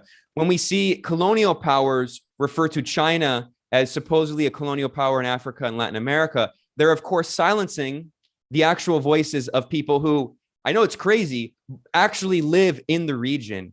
I know that might be a novel concept, but we should listen to people who actually live in the region. And specifically, we should listen to progressive anti-imperialist and revolutionary forces in Latin America and in Africa. And if you listen to those voices, if you look at polls of average working people in Africa, if you look at polls of people in Latin America, if you look at what progressive leaders across Latin America and Africa are saying, they are thanking China for having respectful bilateral relations. And at the end of the day, we see yet another example of how this propaganda campaign claiming that China is supposedly colonizing Latin America is the most hypocritical, obscene projection for what Washington has done in Latin America for 200 years.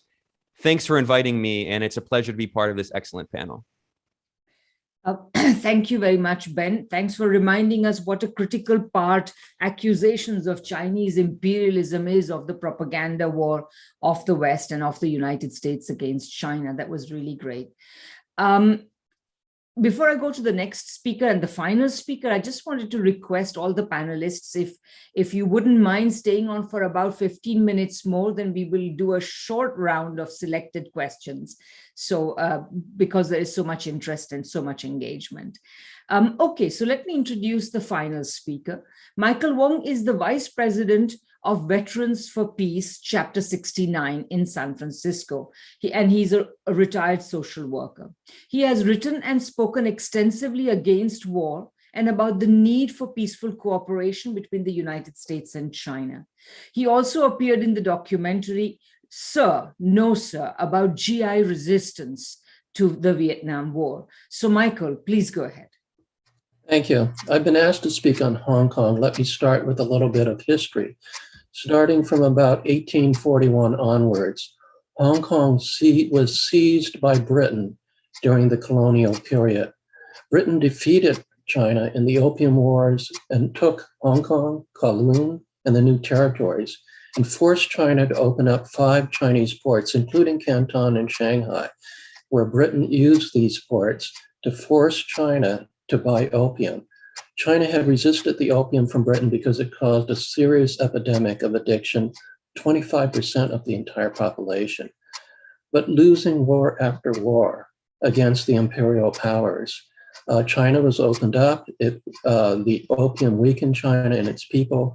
Britain ruled Hong Kong with an iron fist. All governmental decisions came from Britain, including land sales. Britain assigned a governor who had absolute authority to rule Hong Kong as a colony. There's no democracy.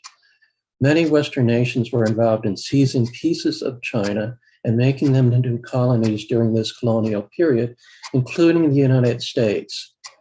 Marine General Smedley Butler said, quote, "In China, in 1927, I helped to see to it that the Standard Oil Company went on its way unmolested. Britain continued to rule Hong Kong into the modern period. In 1967, there were protests against the British authoritarian rule. It started with a labor dispute, protests against British rule began, and the situation escalated to the point where 60 people were killed and 132 people were injured.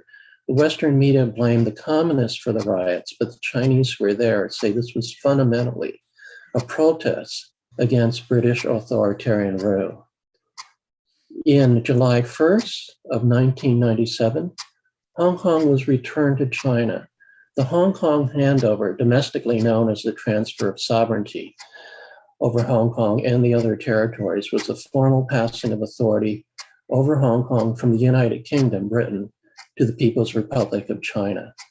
Just prior to the handover, Britain for the first time instituted a modified system of democracy and insisted that it be maintained for 50 years after the handover. And that was how Hong Kong adopted the one country, two systems form of governance. China basically allowed Hong Kong to rule itself. No taxes were levied on Hong Kong by China, and there was no formal governance exerted by the mainland. In 2014, there was the Hong Kong Occupy movement, which was a series of street sit-in protests, also referred to as the Umbrella Movement or Occupy Central Movement, which occurred in Hong Kong from the 26th of September to the 15th of December in 2014. Then in 2019 through 2020, a Hong Kong color revolution was engineered by the United States. The 2019 to 2020 Hong Kong riots began as protests against an extradition law intended to return a murderer to Taiwan, where he had murdered his girlfriend. The extradition law, which was later withdrawn in September of 2019, specifically excluded any political crimes, but the protesters escalated their demands to the point where it included effective independence from China, some even going so far as to call for military intervention by the United States. The protests became violence, with protesters beating up people who expressed opinions contrary to theirs, setting fires in subway stations and stores, smashing subway stations, stores, and streets throughout the city, burning down stores that the protesters felt the owners did not support them. They attacked police with sticks, baseball bats, sharpened umbrella points, spears, bricks, bows and arrows, and fire bombs. During this entire year of violent riots, the police did not kill anyone. Just compare this to the United States, where in one day of similar rioting, on January 6th at the US Capitol, US police shot and killed one protester. However, the protesters killed one senior citizen with a rock and poured gasoline on another man and set him on fire because he verbally argued with them. They did this supposedly in the name of freedom and democracy. I'll show a short video of that burning later on. The rioters were highly organized. They were funded and directed by the United States. They were funded by the National Endowment for Democracy and other US assets. And their leaders met with high-ranking American officials, including Mike Pompeo, members of Congress, and staff from the American consulate. They had highly organized supply lines, frontline fighters, rear supporters, rapid communication, crews making weapons such as fire bombs and supplying bricks and other weapons, and first aid responders. A writer's report showed that they had a military level of organization. And from what I saw, it was superior to any protesters I've ever seen in my 50 years of peace and justice organizing in the United States and working with people from different parts of the world. Large peaceful demonstrations in support of the Hong Kong government also occurred, but these were not covered by the Western media.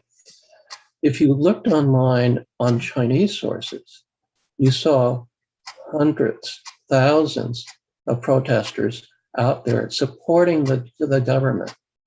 Huge rallies that were never covered in the Western media. In the years 2016 to 2019, the US National Endowment for Democracy, which by the way is a CIA offshoot, their own website reports that it spent over 27 million on organizing and propaganda in China. Most of this was spent in China itself, including mainland China itself, including Tibet and Xinjiang. But in 2019 alone, the NED, National Endowment for Democracy, spent over 600,000 just on organizing and propaganda in Hong Kong. In 2020, this was increased to over 2 million. You can go to the National Endowment for Democracy website and search this for yourself. The national security law in Hong Kong was what finally brought the riots to an end. And it's similar to laws in the US and countries around the world, including most Western nations. And again, if you compare the crackdown that happened in the United States after January 6th, you see that the security laws the United States used was similar to the one that was put into force in Hong Kong. Hong Kong was a pawn in the U.S.-China Cold War. At the very start of the riots, two fellow members of Veterans for Peace, Colonel Ann Wright and Camille Mejia, who is a U.S. veteran of the Iraq War. This is a book written by him about his experiences. He's also Nicaraguan. And the two of them warned me that what was happening in Hong Kong was the same kind of color revolution that happened in Nicaragua and Venezuela. And based on their experiences, they described to me step by step what happened in those two countries. And they predicted that the same formula was being used in Hong Kong and that I could anticipate the same step-by-step progressions, including how the Nicaraguan and Venezuelan governments eventually defeated the riots. And step by step, everything they said was exactly what happened. So, majority of people in Hong Kong just want peace and prosperity. They don't want color revolutions. They don't want stores being burnt down. They want people being burned. They don't want people being beat up. They just want to live a normal life. Hong Kong was one of the safest places in the world with the most respected police force in Asia for decades before these riots. Since the adoption of the National Security Act, normalcy has returned to Hong Kong. You know, when I talk to friends in the Chinese community who have family members and friends in Hong Kong, I hear stories about people who were just terrified of the rioters. I heard a story about one family member who was actually for the demonstrators at the beginning. But as the violence increased, he, a senior citizen, became so afraid of the people that he originally supported that he just stayed holed up in his condo in a high-rise in Hong Kong. He never left the building. To get food, he went downstairs where they had a little food court and some stores and a couple of restaurants, and that's how he survived. So there was a reign of terror in Hong Kong, and that's what the Western press never showed. I'd like to show the video now, and thank you for having me.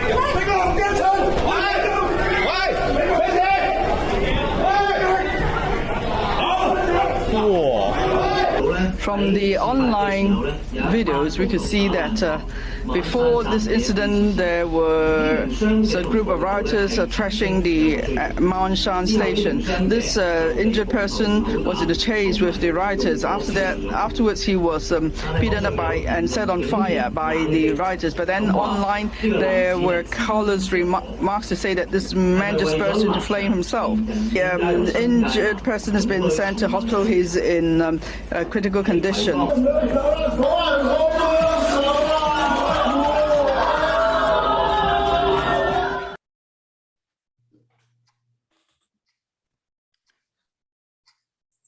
Thank you very much, Michael. I would now like to ask Carlos if you could please take over for a few minutes and do the question and answers. Yeah, sure. So we've had a number of question and questions in the Q&A box. A bunch of them really interesting, but we've got very limited time now. We've already run over by a few minutes. So I'm just going to read out 4 or 5 that I think our speakers will be particularly pertinent to our speakers. So the first one is, how aware is the Chinese public of the decades-long blockade of Cuba? Next one is, my parents immigrated from China and I was born in the US. What can I say to other Chinese Americans who've been turned against China by this propaganda war? Another important one is, why is reunification with Taiwan so important for the PRC? And then, could the Chinese government do more to engage with the LGBTQ communities and to show that China not only is an LGBTQ friendly country, but a country that's more LGBTQ friendly than the Western capitalist regimes? And then lastly, what can we, Friends of China, do to prevent the US propaganda war? So I suggest we just take a round of each of the panelists. I think, if we can try and restrict to 2 to 3 minutes each. So realistically, that probably means, addressing 1 or 2 of the questions each, as well as potentially coming back on what the other panelists have said. Radhika, shall I chair that round? Yes, please. Please chair. Okay. Yeah, let's go in reverse order. I think Michael had something to say. Oh, okay. I'd just like to address the question of what can Chinese Americans do to influence their friends who have turned against China.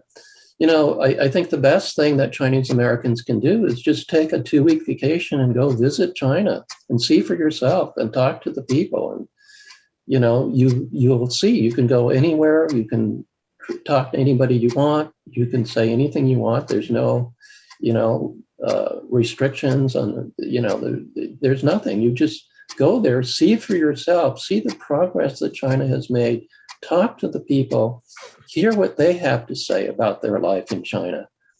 That's the best way, see for yourself. Don't believe the propaganda from anybody. Just go and see for yourself. Take a 2-week vacation. Thanks a lot, Michael. Ben, are you in a position to come in? Yeah, I can speak just about Cuba and specifically. Of course, I can't address what average people in China think about Cuba and the blockade, but what I can say is that the Chinese government has been a huge friend of Cuba, as I showed those comments from Fidel Castro and President Diaz-Canel, but not just on the political level, but specifically on the diplomatic level. China has been a friend of the global South in general in opposing sanctions, opposing blockades, opposing interventions. We see consistently Beijing has a very good diplomatic corps, and at the United Nations General Assembly every year in the foreign ministry statements, every month, really, they constantly call for the end to murderous US sanctions, not only on Cuba, but really on countries around the world. In fact, this past week, China once again reiterated a call for Washington to lift its unilateral coercive measures. Those are the illegal sanctions Washington has imposed on over 20 countries. And China constantly calls for Washington to lift the illegal blockade of Cuba that has gone on over 60 years. If you look at China's diplomacy, to me, this is one of the biggest ways to expose the lie that China, according to Western propaganda, that China is supposedly a rogue regime. No, the reality is the exact opposite. Look at Washington's diplomacy. Look at the way that the US votes at the United Nations General Assembly. Consistently, it is the US that votes against the vast majority of humanity. And it is China that not only votes with the vast majority of countries around the world, but helps play a leading role in encouraging new forms of multilateralism and diplomacy. And we see recently the creation of this new group within the United Nations called the Group of Friends in Defense of the United Nations Charter. They recently had their first in-person meeting in New York this past month after the UN General Assembly. And China played a leading role in creating this group alongside Venezuela, Cuba, Nicaragua, Russia, Eritrea, and DPRK, and Palestine, and Iran, and Zimbabwe. So anyway, the point is that China is absolutely a friend of Cuba and countries across the global South. And someone else can probably speak about what people inside China think about Cuba? Thanks a lot, Ben. Kenny, are you ready to come in? Yes. Do you want to say anything about Cuba specifically, or take up another one of the questions, maybe Taiwan? Yeah, Taiwan would be great. Okay, just to say a couple of things, because I think one of the fears of the central government in relation to Hong Kong was that there was a definite attempt to try to turn Hong Kong into a kind of internal Taiwan, that it would be used as a basis for real subversion. And I think one of the things that will come out increasingly over the next year or two is the extent to which Taiwanese separatists and the Hong Kong separatists were collaborating. Again, the key man here is Jimmy Lai, because Jimmy Lai's business empire was largely based in Taiwan. And in fact, his publishing operations in Hong Kong never made money. He lost money hand over fist through his Hong Kong operations. And Taiwan is really a very key point here in terms of the funding and possibly even some political and material support from the Taiwanese separatists. So there's a connection there. I think the other thing, and Chinese speaker, the Chinese communists can say this for themselves, but we also have to remember that there's a colonial history as far as Taiwan is concerned. It was a Japanese colony under Japanese occupation. And I mean, I have Taiwanese friends whose parents spoke Japanese at home because they had been only taught Japanese at school as children. And this is in 10, 15 years ago. So these are elderly people, and their Chinese culture was completely denied to them as children. And that's been a political problem, I think, in Taiwan itself in terms of identity. Thanks a lot, Kenny. Daniel Dumbrill, are you ready to come in? Yeah, sure. Just a few of them that to provoke some thought. So the Cuba thing, I'm not exactly sure Cuba specifically, but I can say that one interesting thing I've noticed is that a lot of people in China, at least who I interact with, they didn't know much about what the US does to other countries up until this recent propaganda war.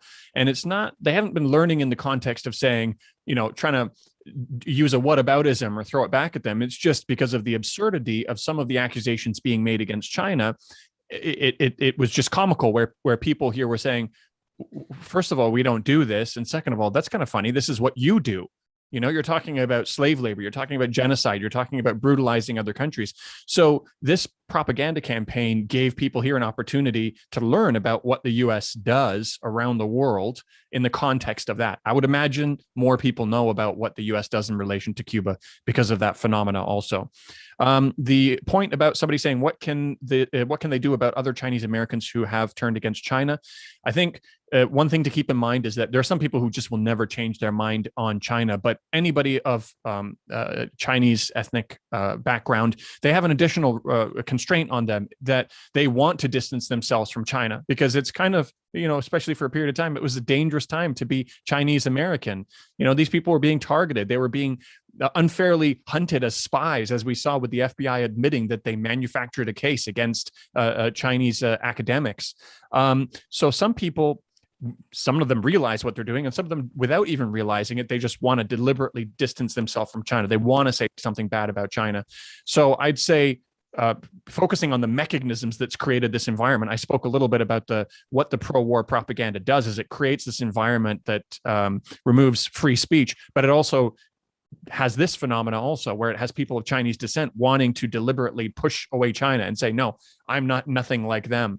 So I think you have to back it up and fix the mechanisms, but also making sure that these people who are suffering from this kind of situation, they're aware of what they're doing and why they're doing it. That will help them come to terms with it. So maybe quietly on their own, they can recognize, okay, I know a lot of this is propaganda, but I'm just doing it for this reason. And then maybe eventually when the environment is a bit better, they can come out of that. I'll quickly mention one more thing, the LGBTQ community. I'm not probably 100% qualified on that, but I was just thinking about my own experiences because I have friends in Canada who are from the community. I have friends in China who are from the community. One of them comes over to our place here, knows our family very well. She's over here at least once a month or so. And I talked to both of them when I was in Canada speaking to the community. They just seem kind of like the same. They had all of the same difficulties and struggles as they were growing up, and they lived the same kinds of normal lives that they have now. The only thing I would be cautious of is if you put China in a situation where they continually have to respond to these endless accusations from Western media and turn these communities into sideshows just to, fight back against this propaganda, I'm not sure that's the right thing to do for a number of reasons. One, to be honest, China's not very good at pushing back against this propaganda, and they'll just say, "Oh, this is just a deliberate attempt to, counteract this." And we see that with some of the other stuff going on. But the other thing to keep in mind too is it's well known that the U.S. and these countries, they weaponize human rights issues.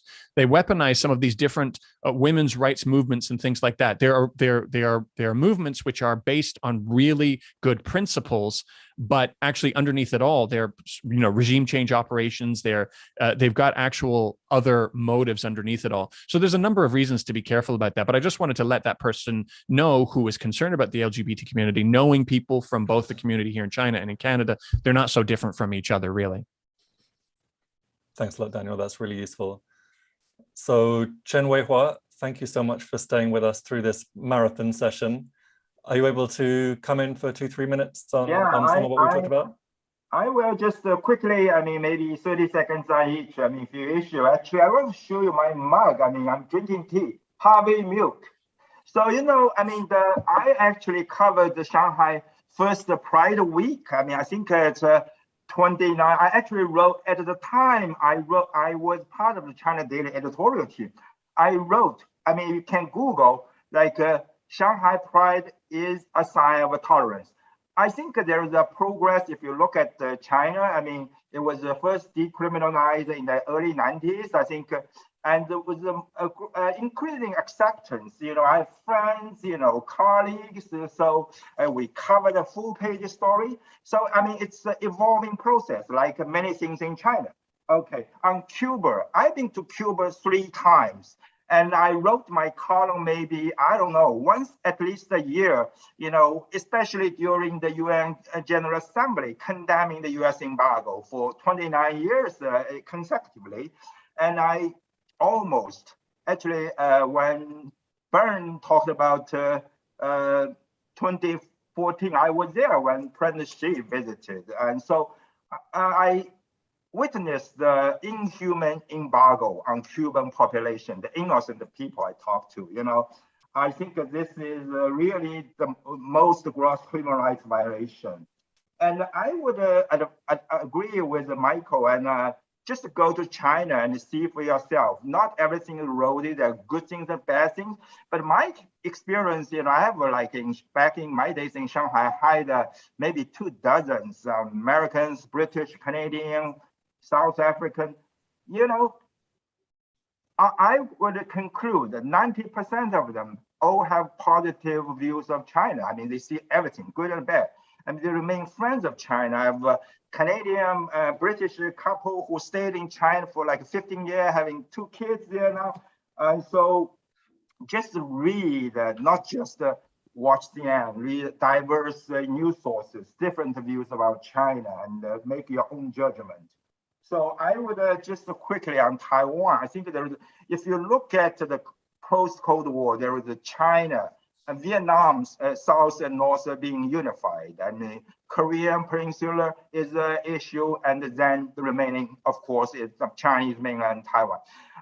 So this psychology, people mentioned 100 years of humiliation. If you don't understand Chinese history, you wouldn't understand what's happening now. And there is, I would say, I don't speak, I say for anyone, but I would say there is a great consensus among the 1.4 billion Chinese.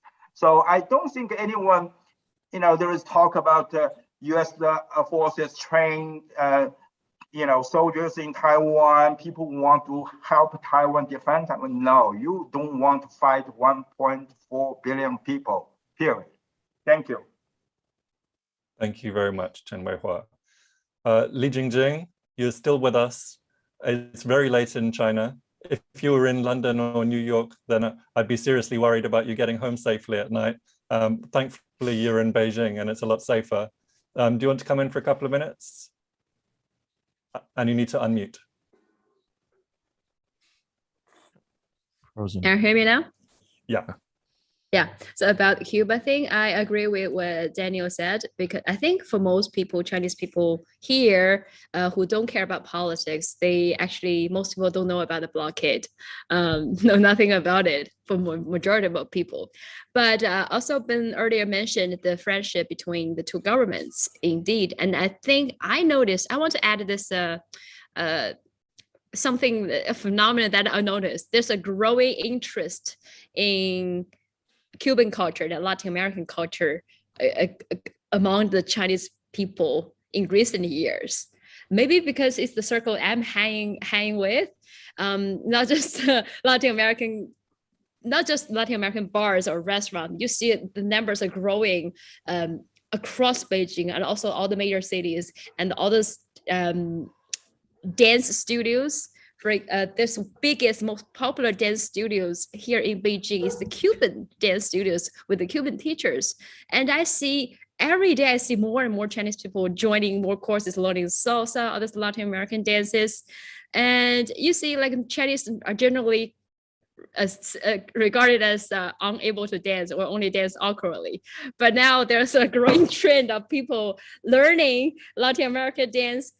For example, me listening to Latin American music, even though I don't speak a word of Spanish. So I think this friendship between China and the Cuba and then Latin American countries is not just on government level, not just diplomatic. These are growing interest, more communication between people nowadays. That's great. Thank you so much, Jingjing. And finally, Danny.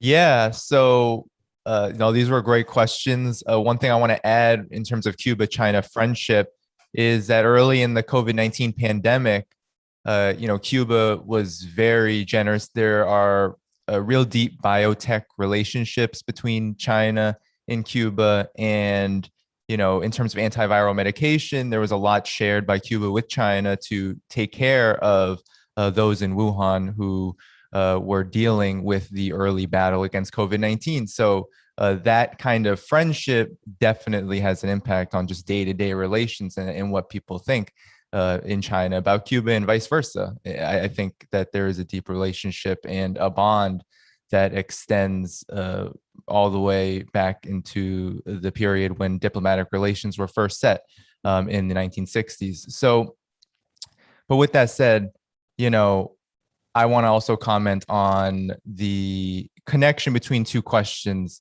One is the last question about how do we prevent the propaganda war, and also the question about, as a Chinese diaspora, how do you, in the United States or in the West, how do you address the issue of anti-China propaganda affecting those of us close. And I'm Vietnamese Chinese, and my mom, who's Vietnamese, she is not so friendly to like Vietnamese communism, for example. But the COVID-19 pandemic definitely showed her how well Vietnam did on this question. And I think that if there are some questions right now of such global import and significance like COVID-19, which can provide an opening to discussing China in a way that I think is both friendly and also very useful in the context of the United States or any other aggressive country toward China. So I think that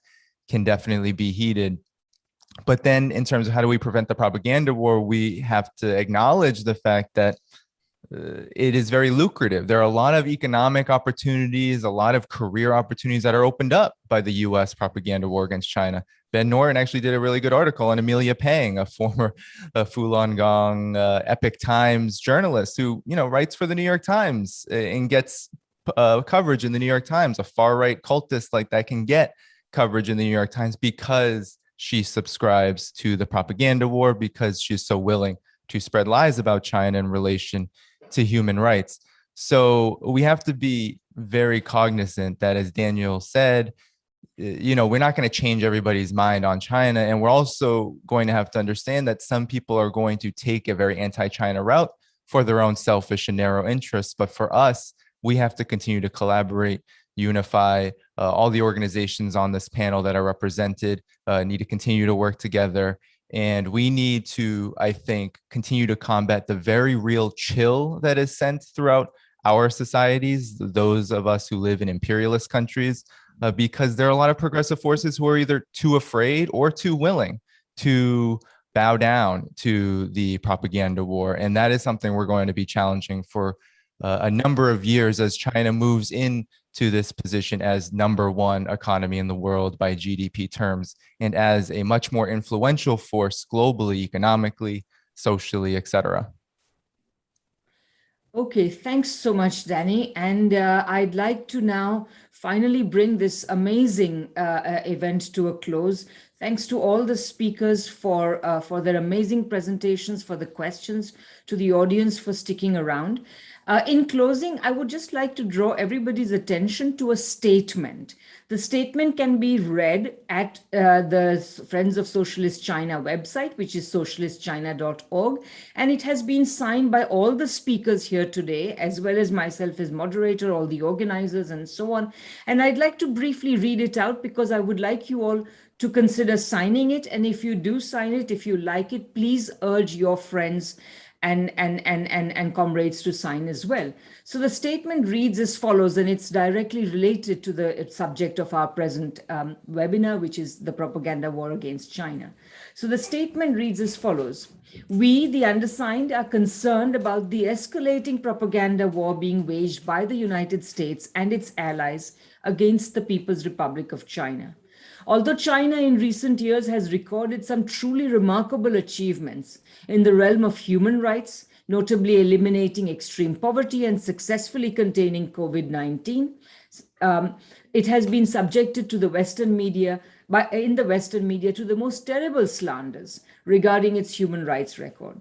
Unsubstantiated accusations of genocide and forced labor in Xinjiang echo endlessly in the Western media and in their governments, along with conspiracy theories about the origins of the pandemic.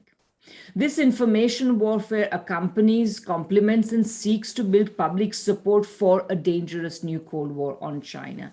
It serves to distract from and justify the construction of nuclear alliances in the Pacific, the deployment of warships in the South China Sea, the fomenting of a new arms race, and assorted attempts to obstruct China's economic rise. We believe that this demonization campaign is an obstacle to urgently needed cooperation between the world's major powers on questions of climate change, pandemics, nuclear weapons, and economic development. Such cooperation cannot be built in an atmosphere of fear, distrust, enmity, and slander. Therefore, we demand that Western governments adopt a principled and responsible approach to improving relations and deepening cooperation with China, and that the media outlets cease their vilification campaign and adhere to journalistic principles of honesty and balanced reporting. So, as I say, the initial signatories include all the people you see here before you as panelists. And please consider signing it. As you can see, for all the reasons that we have discussed today, this message really needs to get across. So once again, thank you for attending. Thank you to all the panelists. Thanks to the organizers and sponsors. And please watch out for other events from Friends of Socialist China. Thank you very much.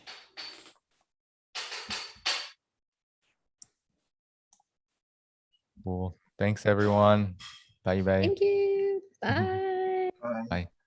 Thank you, everyone. Great talk.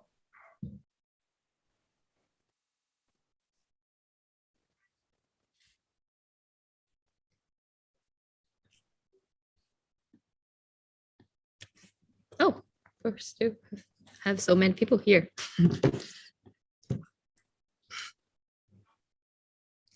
Okay. Bye, guys. Thank you. See you. Good events. See you. Bye-bye. Nice to meet you all. Bye-bye. Nice to meet you, Bye, Michael. everyone. Bye.